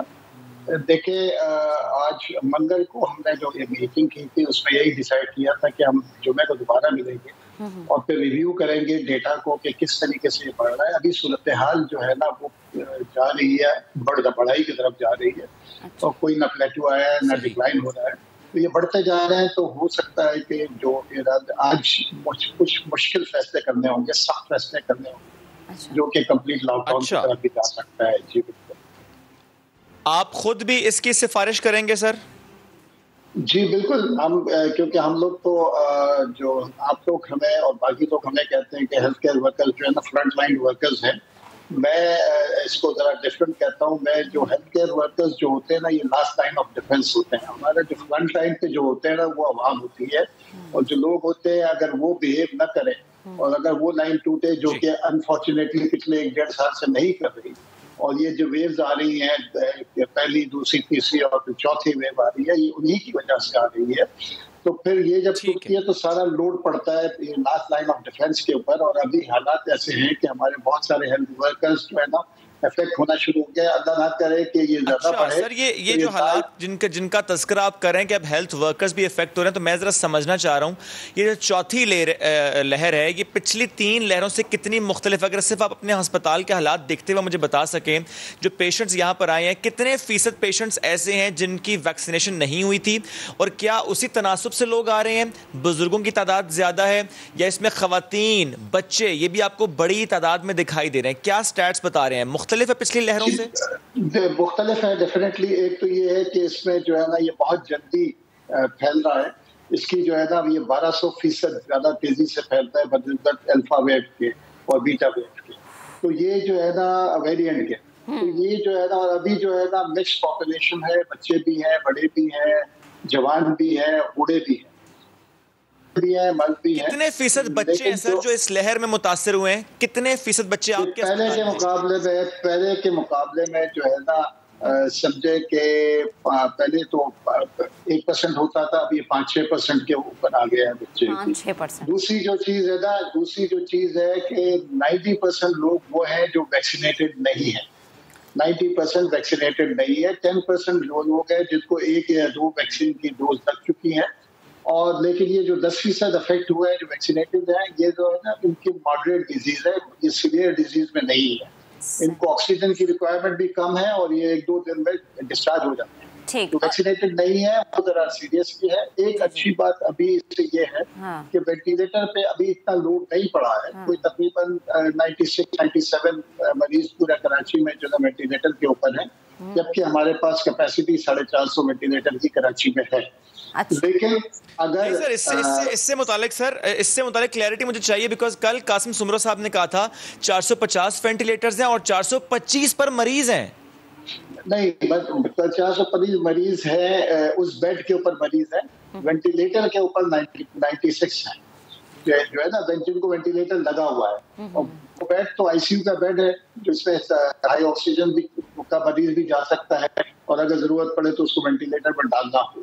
तो अभी यही स्ट्रेटेजी मंगल के दिन प्राइवेट हॉस्पिटल और पब्लिक सेक्टर हॉस्पिटल वाले बैठे थे सब मिलके के जो सूरत हाल पर आ रही है, जिस तरीके से लोड बढ़ रहा है अस्पतालों में, तो हमको बेड्स की कैपेसिटी बढ़ानी होगी दोनों साइड पे, पब्लिक सेक्टर में तो प्राइवेट सेक्टर में भी। और यही स्ट्रेटेजी थी कि जो हाई फ्लो पे बेड्स हैं, एचडीयू बेड्स ज्यादा बढ़ाएंगे क्योंकि वहां पर लोड ज्यादा आ रहा है। सही है। ठीक, डॉक्टर साहब एक बात और बताइएगा, कल भी हम जब बात कर रहे थे इस टॉपिक पर तो हमें तो ये सुनने को मिला कि अब हॉस्पिटल्स में गुंजाइश खत्म हो गई है। अब अगर कोई पेशेंट उसका कोई अटेंडेंट कॉल करता है किसी हॉस्पिटल में तो कहा जाता है कि बेड अवेलेबल नहीं है। What is the situation at Indus hospital? देखिए, इंडस हॉस्पिटल आपको पता है, इंडस हॉस्पिटल आर्हान हॉस्पिटल तो प्राइवेट सेक्टर का और ये पब्लिक सेक्टर का, इसमें these are the first hospital जो कि भरे जाते हैं और फिर आखिर में खाली होते हैं। ये प्रेफर्ड साइट है तो ये हमेशा भरे रहते हैं। अब ये सूरत हाल है कि हमारे अपना जो कोविड यूनिट है वो पूरा भरा हुआ है, हमारी इमरजेंसी में सारे बेड्स भरे हुए हैं। हमको एक्स्ट्रा बेड लगाने पड़ रहे हैं इमरजेंसी में लोगों को स्टेबलाइज करने के लिए और फिर किसी दूसरे हॉस्पिटल में करने के लिए। जो हमारे बड़े हॉस्पिटल हैं, जितना हॉस्पिटल है, इंटरलाफान है, इन्फेक्शियस डिजीज हॉस्पिटल है, ये तो भरे हुए हैं। कुछ जो छोटे हमारे सिविल हॉस्पिटल में जगह है, ये जो कुछ कोरंगी का हॉस्पिटल है, लियाकताबाद है, न्यू कराची है, कतर है, उनमें अभी जगह है। लेकिन अगर ये सूरत हाल रही तो वहाँ पर भी अब ये जो है ना बढ़ने शुरू हो जाए। डॉक्टर साहब, एक और चीज़ डेल्टा वेरिएंट के बारे में मैं आपसे जानना चाहूँगी। इत्तलात यही हैं या हमने भी अभी तक यही पढ़ा है कि अगर घर के किसी एक शख्स को डेल्टा वेरिएंट हो जाता है, वो इसमें मुब्तला हो जाता है, तो पूरे घर को मजबूरन क्वारंटीन खुद को करना पड़ जाता है, क्योंकि ये बड़ी तेज़ी से फैल रहा है बनिस्बत पहली, दूसरी और तीसरी लहर की अगर हम बात करें। देखिए, इसमें तो एक ये बहुत ही एक तो ये कि इसका इंक्यूबेशन पीरियड कम है। मतलब पहले 5-6 दिन में इफेक्ट होता था, ये 1 से 1.5 दिन के अंदर इफेक्ट हो जाता है और घर के घर पूरे के घर इन्फेक्ट हो जाता है जी, पूरा खानदान इन्फेक्ट हो जाता है। तो उसमें जिसमें सिम्टम्स आए उसने तो टेस्ट करा लिया, बाकी लोग टेस्ट नहीं कराते, क्वारंटाइन कर देते हैं कि वही होगा, PCR होगा। तो इसलिए अभी जो नंबर है हमारे पास, अगर 2000 है तो आप समझें कि उसको 3 अंडर रिपोर्टेड है। अंडर रिपोर्टेड तो सही है, लेकिन ये है कि बाकी टेस्ट ठीक है, लेकिन जाहिर है उससे हम ये तखमीना लगा सकते हैं कि अगर 30% पॉजिटिविटी हमें नजर आ रही है तो उससे कहीं ज्यादा पॉजिटिविटी रेशो हो सकता है। सर एक बात मुझे और समझा दें, क्योंकि आपने जाहिर है तमाम लहरों में देखा है जिस तरह से मरीज रिपोर्ट होते आए, जिस तरह के सिम्टम्स के साथ होते आए हैं, उसमें जिन जिन मरीजों की खुदा न खास्ता डेथ्स होती आई हैं, अगर हम डेल्टा वेरिएंट के साथ जो सिम्टम्स हैं और वो जो पेशेंट हॉस्पिटल में रिपोर्ट हो रहा है, तो वो ऐसा मामला है सर कि डेल्टा वेरिएंट में जान लेने की सलाहियत कई गुना ज्यादा है। वैसे नहीं देखें, डेथ इतनी उस हिसाब से नहीं हो रही। इसमें एक जो चीज़ है ना जो इसमें थोड़ा सा वो डिफरेंट है दूसरे वेरिएंट्स के साथ, कि ये वो टिपिकल सिम्टम नहीं आ रहे। अब सिंपल बुखार हुआ किसी को और उसने अगर टेस्ट करा लिया एप्रीहेंशन में कि कहीं मुझे पीछे वो ना हो, कोविड ना हो, तो वो पॉजिटिव आ रहा है। खाली सर दर्दी किसी को मुस्तकिल हो रही है, किसी को डायरिया सिर्फ हो रहा है, किसी का सिर्फ गला खराब है, तो वो है। लेकिन फिर तेजी से अगर उसी वक्त डॉक्टर से रुजू कर लेते हैं तो इसकी हॉल्ट हो जाता है, लंग्स इससे अफेक्ट होते हैं, लेकिन उस पर नहीं हो रहा है जिस तरीके से पहले हो रहे थे। तो अगर जल्दी वक्त पे हॉस्पिटल आ गए तो इस पे रिकवरी अच्छी है, लेकिन अगर डिले किया तो फिर ये जो है ना फिर लंग्स अफेक्ट होना शुरू हो जाता है। ठीक है डॉक्टर साहब, बेहद शुक्रिया, आप गुफ्तगू कर रहे थे। एग्ज़ाम कोई भी हो, एहतियात ही इसका वाहिद हल है। जब भी हम कोरोना वायरस की बात करें, स्पेशली अब तो बच्चे जो हैं 5 से 6% जो हैं बच्चे मुतासिर होना शुरू हो गए। ये बच्चे हर घर की जान होते हैं, इन बच्चों का बाहर भी आना जाना होता है। शुरू में ये हो रहा था जनाब के बच्चे जो हैं वो इस वायरस से मुतासिर नहीं हो रहे, लेकिन चौथी लहर के दौरान बच्चों की ज़िंदगियों का जो है, बच्चों की ज़िंदगियाँ वो भी ख़तरे में हैं, क्योंकि ये बढ़ता जा रहा है वायरस और ये हर किसी को अपनी लपेट में ले रहा है। लेकिन अफसोस के साथ ये कहना पड़ता है कि बच्चों को वैक्सीन अभी नहीं लग रही है। ऐसे में उनके वालिदैन जो हैं, क्या एहतियात उन्हें बरतनी चाहिए? ये ऐसे में वायरस से मुतासिर होने का कितना खतरा है, स्पेशली बच्चों के लिए? आज इसी पर बात करने के लिए हमें ज्वाइन किया चाइल्ड स्पेशलिस्ट डॉक्टर अनोखी खानम साहिबा ने। अस्सलाम वालेकुम डॉक्टर साहिबा, कैसी हैं आप? वालेकुम, फाइन, थैंक यू। अच्छा, जब भी हम किसी वायरस की बात कर रहे हैं, सबसे पहले अब आजकल में कोरोना वायरस बड़ी तेजी से फैल रहा है, चौथी लहर ज़्यादा खतरनाक साबित हो रही है और बच्चे भी इस वायरस का शिकार हो रहे हैं। यस। तो इन माय प्रैक्टिस जो मैं खुद ही देख रही हूँ कि जिन ख़ानदान में बहुत ज़्यादा पेशेंट्स हैं आ रहे हैं टेलीमेडिसिन पर, जिनकी फैमिलीज़ में कोविड है और जिनकी बच्चे भी कोविड टेस्ट पॉजिटिव टेस्ट आ रहे हैं। अच्छा, ठीक है। मैंने मेरे कॉलीग्स के साथ भी बात किया है अस्पतालों में, उन्होंने मुझे बताया कि हाँ केसेस हैव गॉन अप, ज़्यादा बच्चे आ रहे हैं अस्पताल में, मगर the amount is not the same as adults. ठीक है। अच्छा।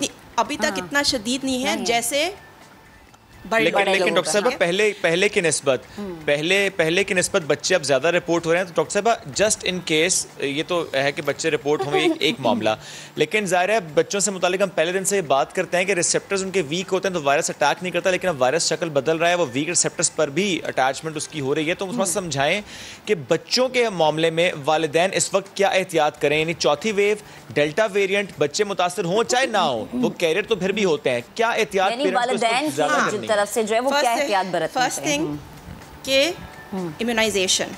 अगर बच्चे को टीका नहीं लग सकते, वालिदैन को टीका लग सकते हैं। ठीक है। तो पहली चीज़ है, बहुत सारी घरों में elders are not being vaccinated, hesitation हो रही। चंद घरों में सिर्फ आधी ख़ानदान वैक्सीनेट हो रहे हैं, नाना नानी दादा दादी नहीं वैक्सीनेट हो रहे हैं क्योंकि वो बुढ़े हैं, उनको डायबिटीज़ है, अल्जाइमर्स है, तो लोग डर रहे हैं उनको टीके लगाने के लिए। ये लोग हैं जो शदीद बीमार हो रहे हैं। ठीक है। और अगर बीमारी अंदर आती है घर में तो इसी तरीके से फैलती है, नंबर 1। नंबर 2 कि अगर आपने सारे घर को टीके लगा दिए तो दूसरी चीज़ है, इट्स जो हमने पहले से ही बोला है, masking, social distancing, hand sanitising. हमने फर्स्ट दिन से यही बोल रहे हैं और आज के लिए यही है इंस्ट्रक्शन। ठीक है। हमारी ये प्रॉब्लम क्या हो रही है, पीपल आर गेटिंग फटीग्ड, लोग थक गए हैं कोविड वायरस सुन के। और अब तो ऐसे हो गया ना, कहते कुछ नहीं है। हाँ, क्योंकि क्या हो रहा है, मैं जो देख रही हूँ बहुत सारे लोग हैं वो देखते हैं कि हाँ हमने तो पॉजिटिव टेस्ट किया था, मेरे साथ तो कुछ नहीं हुआ, उन्होंने भी पॉजिटिव टेस्ट किया था, उनके साथ भी कुछ नहीं हुआ, तो ये कुछ नहीं है, let's just get it over with, let's just get infected and get it over with. ठीक है। इनको समझ में नहीं आ रहा कि the disease doesn't choose who gets severe and mild illness, क्योंकि बच्चों में बहुत शदीद बीमारी भी हो रही, बच्चे में कावासाकी टाइप डिजीज़ भी हो रही है। So we need to protect and we need not to become lax. हमें रिलैक्स नहीं होना चाहिए इन चीज़ों में। तो वही चीज़ें जो हम आपने कावासाकी की बात की, क्योंकि ज़ाहिर है इससे मुतालिक हमने 2 बार सेगमेंट्स किए, तो आपके पास भी ऐसे बहुत से पेशेंट सामने आए हैं? कावासाकी रिपोर्ट हुआ है ज़्यादा कराची में? नहीं। तो I know doctor who specialising in Kawasaki, वो उन्होंने बोला है कि हम देख रहे हैं बट इतने ज़्यादा नहीं देख रहे हैं। अच्छा, इतने ज़्यादा बच्चे नहीं आ रहे। और अगर हम बच्चों के इसमें हमने देखा कि लाहौर में बहुत ज़्यादा फैक्ट कि हम देखने हैं, this is more than nothing. ठीक है, बिकॉज़ कावासाकी इतना ज़्यादा नहीं एक बात और समझाइएगा, मगर the fact that we are seeing it लेकिन फिर भी है। ठीक, डॉक्टर साहब, बच्चों की इम्यूनिटी से मुतालिक अगर हम बात करना चाहें कि इम्यूनिटी बच्चों की कितनी मजबूत हो सकती है, कैसे की जा सकती है, उनकी डाइट कैसे इस वक्त रखी जाए, इस पर्सपेक्टिव को देखते हुए कि बच्चों की ज़रा इम्यूनिटी उस तरह से नहीं होती जैसे बड़ों की होती है, क्योंकि उन्हें फिर आदत भी होती है बाहर जाने की, बाहर खेलने की। तो द थिंग इज, ये जो there is no magic pill, there is no magic bullet, कोई स्पेशल चीज़ नहीं है। वही चीज़ है जो मैं शुरू से बोलती हूँ, बच्चे को टाइम पर सोना चाहिए, 7:30, 8 डिपेंडिंग ऑन द एज, उम्र के मुताबिक।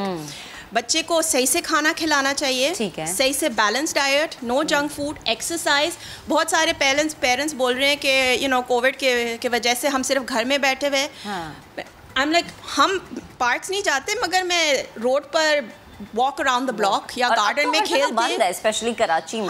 तो मगर घर के बाहर थोड़ी देर के लिए ले जाए। तो मैं रोड पर वॉक करती हूँ या गार्डन में खेलते हैं, या कुछ you can think of something, कुछ कर सकते हैं। तो वही चीज़ें देखो, and I need to reinforce. मैं फिर से बोलती रहती हूँ, बट ये मेरे पास बहुत सारे क्वेश्चंस आते हैं पेरेंट्स के लिए, मैं इम्यून सिस्टम कैसे बूस्ट करती हूँ, और वो हैरान हो जाती जब मैं बोलती हूँ sleep time, meal time and play time. Very important, very important चीज़ें बच्चों की जिंदगी का हिस्सा बना लें आप। और रूटीन इम्यूनाइजेशन ड्यूरिंग लॉकडाउन। पिछले साल में हमारी जितने भी children missed vaccination, now the EPI has done very good job of catching up के लिए उन्होंने बहुत अच्छी तरीके से किया है। मगर मेरे साथ में भी बहुत सारे पेरेंट्स ने अपनी बच्चे के टीके डिले किए। अच्छा, और फिर इसके साथ क्या होता है, हम मीजल्स आउटब्रेक देख रहे हैं, पोलियो टीके नहीं डाल रहे हैं तो पोलियो देख रहे हैं। तो you need to keep the routine immunisation और एडल्ट्स को साथ लेके चलना है ना आपने। अब ये नहीं करना कि एक को पकड़ लिया तो दूसरी को आपने छोड़ दिया। और लोग सोचते हैं कि मैं बच्चे को कोई खुद ही टीका नहीं लगा रहे, मगर कोई स्पेशल बुलेट चाहिए, मैजिक बुलेट बच्चों को प्रोटेक्ट करने के लिए। ऐसा नहीं हो सकता। अच्छा, जब हम बच्चों की हिफाजत की बात करते हैं, मुझे समझाएं कि जिस घर में लोगों का बाहर ज़्यादा आना जाना है, ठीक है, ऑफिस जा रहे हैं, काम पे जा रहे हैं, फिर वो आके बच्चों को पकड़ते हैं, उनको प्यार करते हैं, तो क्या एहतियात बरतनी चाहिए उन घर वालों को, स्पेशली जहाँ ज़्यादा लोग हैं और ज़्यादा बाहर आना जाना है? तो जब आप बाहर जा रहे हैं, आपको सही से, देखिए मेरे पास मास्क है, आई हैव द KN95, मैं वो सर्जिकल मास्क नहीं पहन रही हूँ, ठीक है। सही से मास्क पहनना चाहिए, हैंड सैनिटाइज़र, सोशल डिस्टेंसिंग। जब आप काम पर जा रहे हैं, हमारे पास भी IRD में we reduce, we all work from home, ज़्यादातर काम की जगह में वो वर्क फ्रॉम होम चल रही हैं। अगर आपको काम में जाना है तो आपको देखना है कि आप अपने काम करने वाले से थोड़ी सी दूर रहना चाहिए। खाने के वक्त ख़ास तौर पर जब मैं कभी कभार देखती हूँ, मैं बहुत नाराज़ हो जाती हूँ कि लोग सारी चीज़ें कर रहे हैं, मगर जब खाना का वक्त आते हैं ना, सब इकट्ठे बैठकर मास्क ऑफ और बातें कर रहे हैं और खाना खा रहे हैं, ठीक है। तो ये सारी प्रिकॉशंस लेना चाहिए। और अगर आप हाई रिस्क एनवायरनमेंट से आ रहे हैं तो you need to keep yourself away from बच्चे से और वल्नरेबल पॉपुलेशन से दूर रहें। और ये है कि हम चौथी लहर में ज़्यादा बच्चों को मुतासर होता हुआ देख रहे हैं एज कम्पेयर टू पहली, दूसरी या तीसरी। मगर द चीज़ जो है, are they getting more infected और आर वी टेस्टिंग मोर? ये सबसे अच्छी बात इन्होंने की है ना।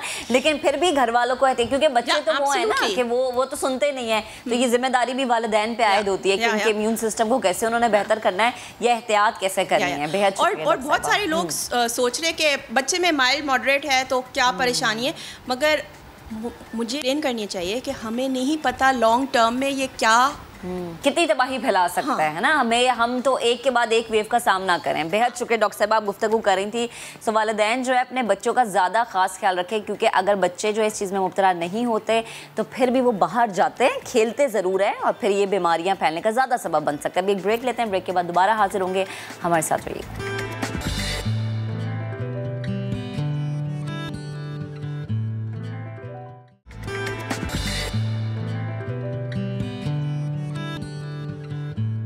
अब जरा बात हम एजुकेशन से मुताल्लिक करते हैं और बात हम करते हैं कि तालीम का फ़रोग़ किस किस तरीके से मुमकिन हो रहा है, और स्पेशली जब हम रिमोट एरियाज़ की बात करते हैं, जब मार्जिनलाइज्ड कम्युनिटीज़ की बात करते हैं, जब ऐसे इलाकों की बात करते हैं जहाँ या तो स्कूल ना हो, जहाँ या तो उस्ताद ना हो, यहाँ पहुँचना मुश्किल हो। तो ऐसे में अगर मैं सिर्फ बलूचिस्तान की बात कर लूँ या मैं इंटीरियर सिंध की बात कर लूँ, उन इलाकों की, उन सहराओं की बात कर लूँ जहाँ पहुँचना खासा मुश्किल, और वहाँ पर अगर आपको हम ये दिखाएं कि ऊँट के ज़रिए किताबें जा रही हैं, ऊँट के ज़रिए तालीम का फ़रोग़ हो रहा है, तालीम की फ़राहमी, इसके जब मुख्तलिफ़ तरीक़ों की बात करते हैं तो आपको दिखाएंगे ऐसी ऊँट लाइब्रेरी जो गांव-गांव जाकर बच्चों में किताबें तकसीम करती है। बलूचिस्तान, गवादर और थर, इसमें ऊँट लाइब्रेरीज़ बच्चों को तालीम के जेवर से आरास्ता करने का ज़रिया बन रही हैं।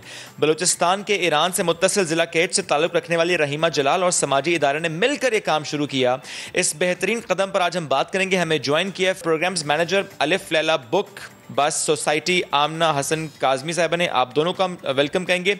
आमना साहब, पहले आप बताइएगा इस प्रोग्राम से मुताल्लिक कैसे इसका आगाज़ हुआ, ये सोच किसकी थी और अब इसमें कैसे हम आगे बढ़ रहे हैं?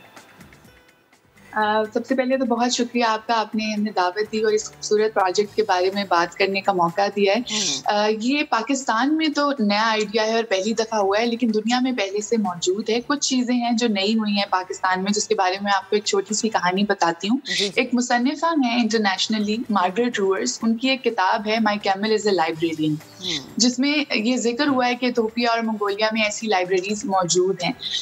उसमें उन्होंने, क्योंकि अलिफ लैला की और भी बहुत सारी मोबाइल लाइब्रेरीज हैं, एक बस है दास्तान गो, एक वैन है, 3 रिक्शा लाइब्रेरियां हैं, बाइसाइकिल लाइब्रेरी है, तो उन्होंने हमारी दास्तान गो को भी उस किताब में मेंशन किया था, उसके बारे में बताया था। तो तब हमें मालूम हुआ था कि दुनिया में कैमल लाइब्रेरीज भी होती हैं, लेकिन यहाँ पे हमने उसके करने के बारे में सोचा नहीं था। तो फिर हमें जुबैदा जलाल साहिबा और रहीमा जलाल साहिबा ने कॉन्टैक्ट किया कि आपकी मोबाइल लाइब्रेरीज हैं और हम इस तरह बलूचिस्तान में बच्चों के लिए कैमल लाइब्रेरीज करना चाहते हैं, तो आपकी मदद चाहिए और शराकत से अगर हम ये प्रोजेक्ट कर सकें तो क्या करना होगा। तो उस पर फिर हमने शुरू में, जाहिर है कुछ इतने फंड्स नहीं थे, पैसे नहीं थे कि किस तरह से इसको करें, बच्चों तक लेके जाएं। तो एक इदारा है जूडिथ रीडिंग रूम, जो कि बहुत बच्चों के लिए काम करते हैं पूरी दुनिया में, उन्होंने हमारी मदद की कि हम इसकी पहली लाइब्रेरी सेटअप कर सकें, जिसके लिए हमने किताबें दी, पॉकेट लाइब्रेरी दी। पॉकेट लाइब्रेरी ऐसी है जो कैमल के ऊपर दोनों तरफ से डाल दी जाती है और उसमें किताबें हो जाती हैं, और साथ पपेट्स थे, प्रॉप्स थे, पपेट थिएटर था, कुछ बच्चों के लिए चटाइयाँ और कुशन्स थे ताकि वो आराम से बैठ के उस पर पढ़ सकें। तो ये पूरा सेटअप डिज़ाइन करके हमने फीमेल एजुकेशन ट्रस्ट को भिजवाया कि वहाँ पर वो सिलेक्ट करेंगे किन गाँवों में जाएगी, कहाँ पर होगी, और फिर ये लाइब्रेरी, पहली लाइब्रेरी जो है वो सेटअप हुई और चलने लगी। ये अक्टूबर 2020 की बात है, पिछले साल, और 6 महीने में अब 6 लाइब्रेरीज हो गई हैं और ये काम इस तरह से बढ़ता जा रहा है और मुख्तलिफ गाँवों में, मुख्तलिफ सहरा के इलाकों में, बलूचिस्तान में, सिंध में ये चल रही है। बिल्कुल आमना, मैं यही आपसे जानना चाहती हूँ, कौन कौन से ये गाँव हैं जहाँ पर ये सहराई जहाज़ पहुँच चुका है और लोग जो हैं वो तालीम के जेवर से आरास्ता हो रहे हैं? अगर हम उन गाँव के नाम जान जाएँ। जी बिल्कुल। बेसिकली ये शुरू हुआ था मंद बलूचिस्तान से, जहाँ पर फीमेल एजुकेशन ट्रस्ट चलाती हैं, और यहाँ पर ये 4 गांव हैं जिनमें ये जाता है, और उसके बाद ये पहुँचा है बारखान डिस्ट्रिक्ट में, और वहाँ पर ये कोई 10 से 12 जगहें, मतलब मुख्तलिफ टाउन्स हैं जिधर ये जाता है।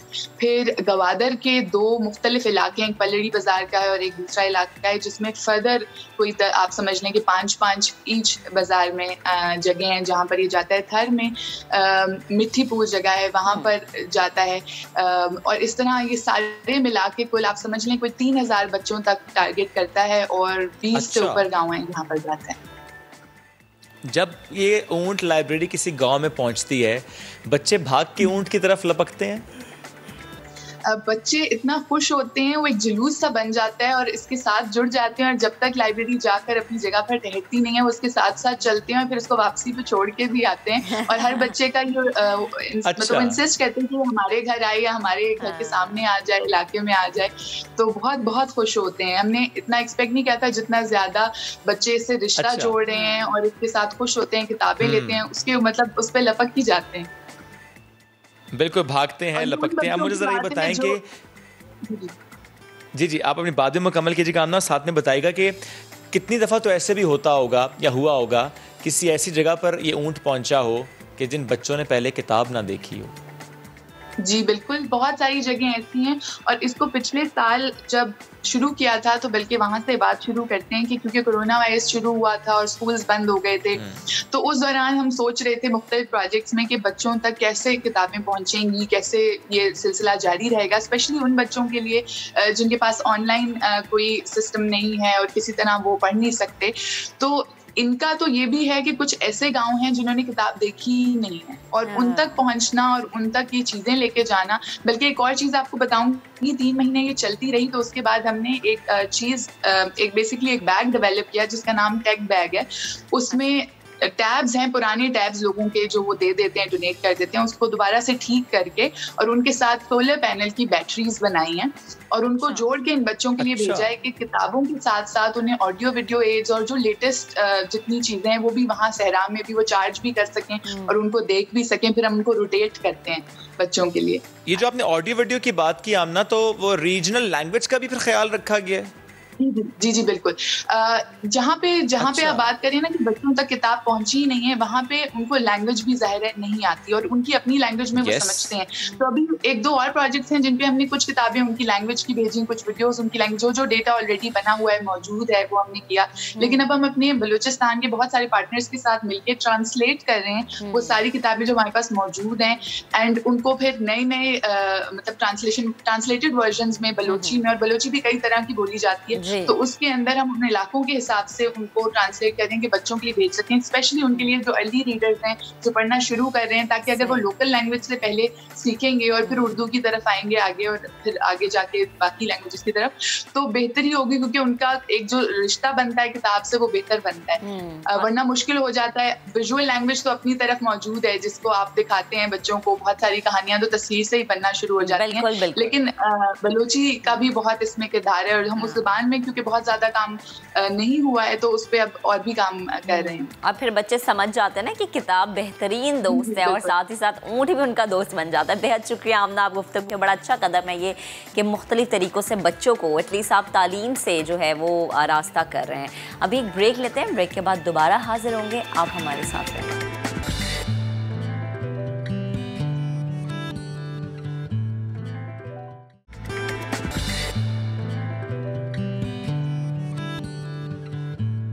वेलकम बैक जनाब। अब ज़रा मुआशरे के उस हिस्से की बात करेंगे जो सबसे ज़्यादा ज़रूरी है, जिनकी किफ़ालत करना, जिनका सहारा बनना, जिनकी ज़िम्मेदारियों को उठाना।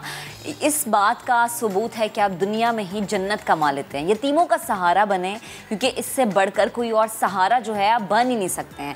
दुनिया यतीमों से खाली नहीं है, बल्कि हम करोड़ों यतीम और बेसहारा बच्चे ऐसे देखते हैं जो कि सहारों की तलाश में हमें नज़र आता है। गाड़ियों और वर्कशॉप्स जो हैं दीगर वहाँ पर काम करते नज़र आते हैं, गाड़ियों के वर्कशॉप्स पर सड़क के बीचों बीच हमें फूल बेचते नज़र आते हैं, कूड़ा इकट्ठा करते नज़र आते हैं। ये जो महरूमियाँ है ना, जो शुरू से उन्होंने पैदा होते साथ ही, यानी जब आँख खोली तब से जो ये महरूमियाँ इन्होंने देखी है ना, इन फूल जैसे बच्चों का जो बचपन है, जो कि हमेशा हम कहते हैं ना कि बच्चों का बचपन बड़ा मासूम होता है, शरारतों से भरा होता है, लेकिन इन बच्चों का जो बचपन है वो जिम्मेदारियों से भरा हुआ है।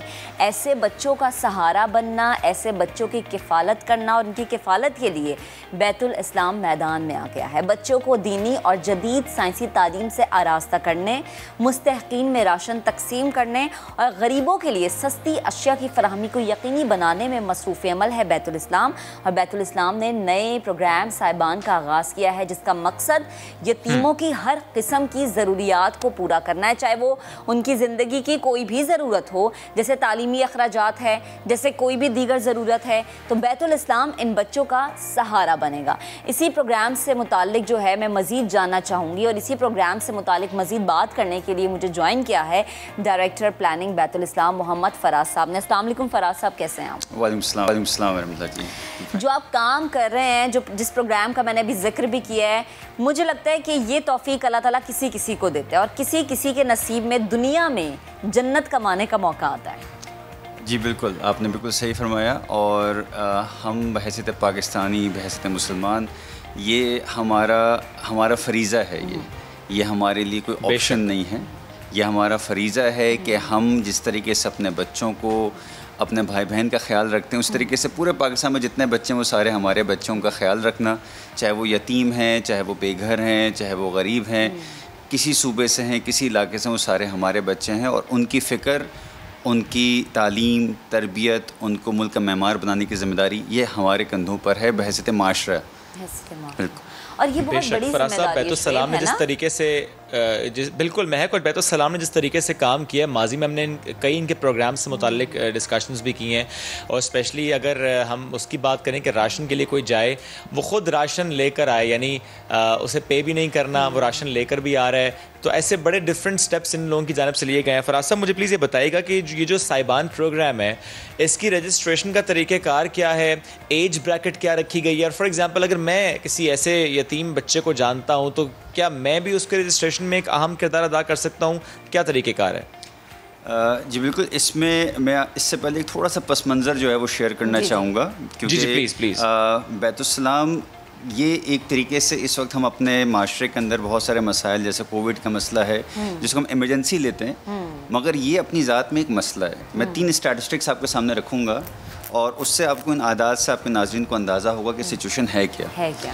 इस वक्त 22.8 मिलियन बच्चे ऐसे हैं कि जो अभी स्कूल नहीं जा रहे हैं, किसी तालीमी निज़ाम से वाबस्ता नहीं है पाकिस्तान में। ये बच्चे 5 से 16 साल की उम्र के अंदर हैं और हमारे माशरे का 44% हैं। ये 44%, 44%। जी, ओके।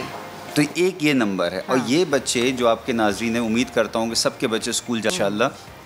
तो जब ये बच्चे बड़े होंगे तो 10 साल के बाद ये 44% बच्चे वो होंगे जो किसी तालीमी तरबियती निज़ाम से नहीं गुजरे हैं, और फिर हमारे इकॉनमी, हमारे माशरे के ऊपर जो बाकी बच्चे स्कूल आज जा रहे हैं उनके ऊपर एक बर्डन होगा। नंबर 2, अब इन बच्चों में से आप अगर देखें तो तकरीबन 4.5 मिलियन बच्चे ऑर्फन्स हैं। अच्छा।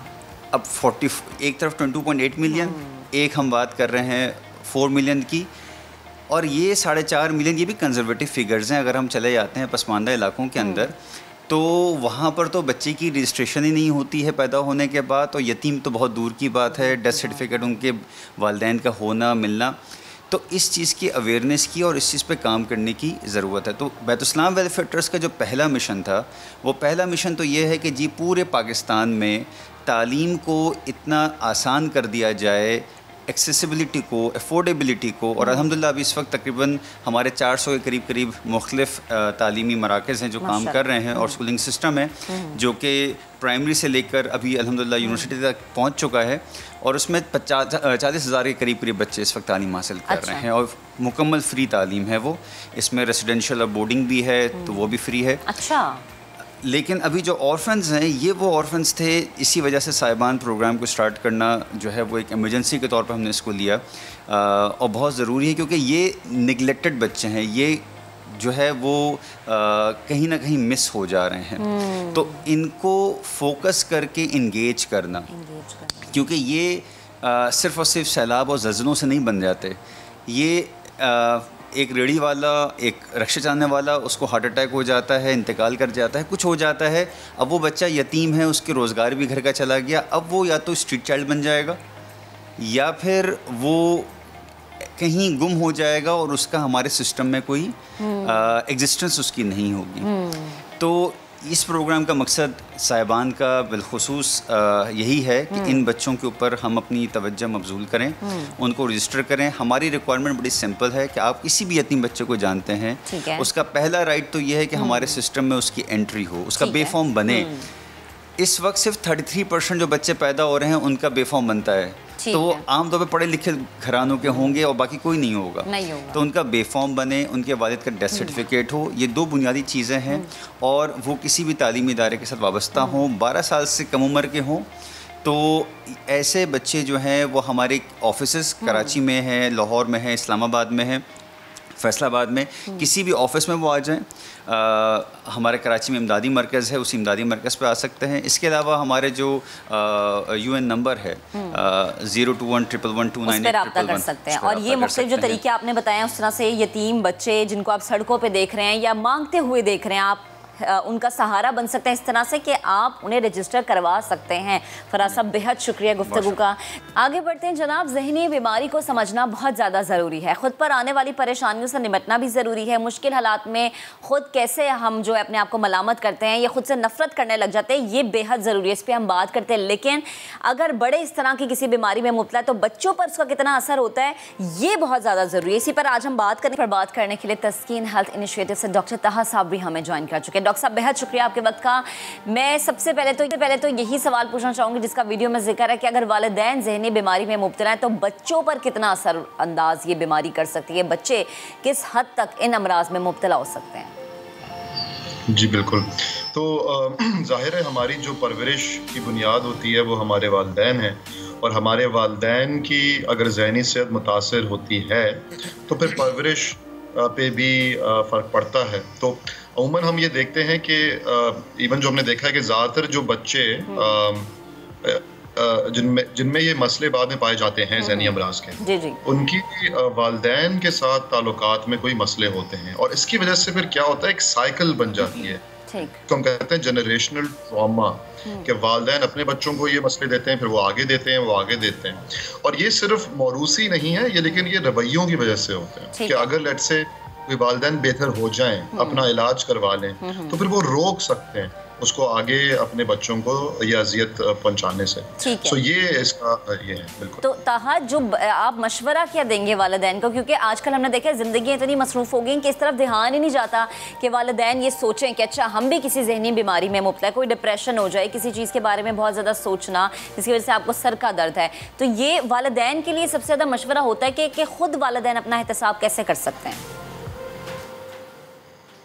तो देखिए कुछ निशानियां होती हैं, और देखिए अगर कोई वालिद या वालदा अपने बच्चों पे अपना गुस्सा उतार रहा है या उतार रही हैं, तो अमूमन उनको पता होता है कि यार इससे बच्चे को नुकसान हो रहा है, लेकिन उस वक्त उनकी जो ज़हनी कैफियत ऐसी होती है, उनके जज्बात इतने इंतहा पे होते हैं कि वो कंट्रोल नहीं कर पाते। तो कोई भी इंसान बुरी परवरिश नहीं करना चाहता, लेकिन उनके जो उस वक्त जो हालात होते हैं, कोई टेंशन में गुजर रहे हों, कोई मसले हों, तो उसकी वजह से ना वो सोचे समझे बगैर दूसरों पर निकालना शुरू कर देते हैं। सही? अच्छा। तो ये तो सबसे पहले तो है जी पहचानना कि भाई ये हो रहा है, और उसके बाद फिर स्टेप्स लेनी चाहिए। अच्छा, और ताहा, जो बच्चे ऐसे माहौल में पलते हैं जहां माँ बाप दोनों डिप्रेशन का शिकार हैं, तो उन बच्चों में किस किस्म के मसाइल पैदा हो जाते हैं? एक तो जाहिर सी बात है कि उनके अंदर कॉन्फिडेंस नहीं रहता, दूसरा ये वो चिड़चिड़े हो जाते हैं, और कौन कौन से ऐसे मसाइल हैं जिसकी वजह से वो मुआशरे का हिस्सा नहीं बन पाते, या वो अच्छा करना भी चाहते तो वो अच्छा कर नहीं पाते? देखिए अगर एक पौधा है उसको आप पानी नहीं देंगे, उसको अगर आप सही फर्टिलाइज़र नहीं देंगे, तो फिर वो ना तो वो उस तरह फिज़िकली बन पाएगा और ना तो वो मुरझा जाएगा। और इसी तरह जो बच्चे जिनके वालिदैन को ये मसले होते हैं, तो उनके साथ भी यही होता है, वो भी ज़हनी बीमारियों के शिकार हो जाते हैं, एहसास कमतरी के शिकार, उनके स्कूल में परफॉर्मेंस ख़राब होती है, उनकी जॉब काम करने की सलाहियत मुतासर होती है, और वो उनके रिश्ते कायम करने की सलाहियत मुतासर होती है। तो वो ख़ुद भी फिर आगे जाके रिश्ते कायम करने में उनको दुश्वारी होती है, और फिर उनको निभाना भी मुश्किल होता है। अच्छा। तो यही मतलब वो भी फिर इसके शिकार हो जाते हैं। बिल्कुल। अच्छा ताहा, एक लास्ट में मुझे इस बात का भी जवाब दीजिएगा कि अगर हम देखें कि बच्चे बचपन से देखते आ रहे हैं कि माँ बाप जो है उनमें नाचाकियाँ चल रही हैं, कभी साथ हैं कभी साथ नहीं है, तो ऐसे बच्चे जो हैं उनके अंदर जो मसाइल पैदा होना शुरू हो गए, जैसे कि आपने कहा कि अच्छा परफॉर्म नहीं करते, मुआशरे का बेहतरीन हिस्सा नहीं बन सकते, हम उन बच्चों को कैसे इन मसाइल से निकाल सकते हैं? बिल्कुल। तो देखिए आजकल, और ये सिर्फ बच्चों के लिए नहीं, ये काफ़ी जो अभी लेट से जो 20-30 साल के भी लोग हैं, उनके जो वालिदैन जो बुजुर्ग हैं, वो भी इन मसलों का शिकार हैं। राइट? तो ये बहुत इंपॉर्टेंट है कि उनको वालिदैन, और एक पॉइंट ये आता है कि जब आपके वालिदैन हैं वो खुद बच्चों की तरह बन जाते हैं, आपको जो बच्चों को एक वालिदैन का हक अदा करना पड़ता है कुछ घरानों में। बिल्कुल। तो इस केस में ऑफ कोर्स ये बड़ा मुश्किल है, लेकिन ये बहुत ज़रूरी है कि ये सफ़र अकेला ना करें। अगर आप इसमें मुब्तला हैं, अगर आप इससे गुजर रहे हैं, अपने अजीज़ों से रब्ता करें, और अगर कोई है नहीं आपकी ज़िंदगी में ऐसा, तो हमसे रब्ता करें। ठीक है ताहा, बेहद शुक्रिया, आप हमारे साथ गुफ्तगू कर रहे थे, और ये लिए जो है बड़ा ज़रूरी होता है।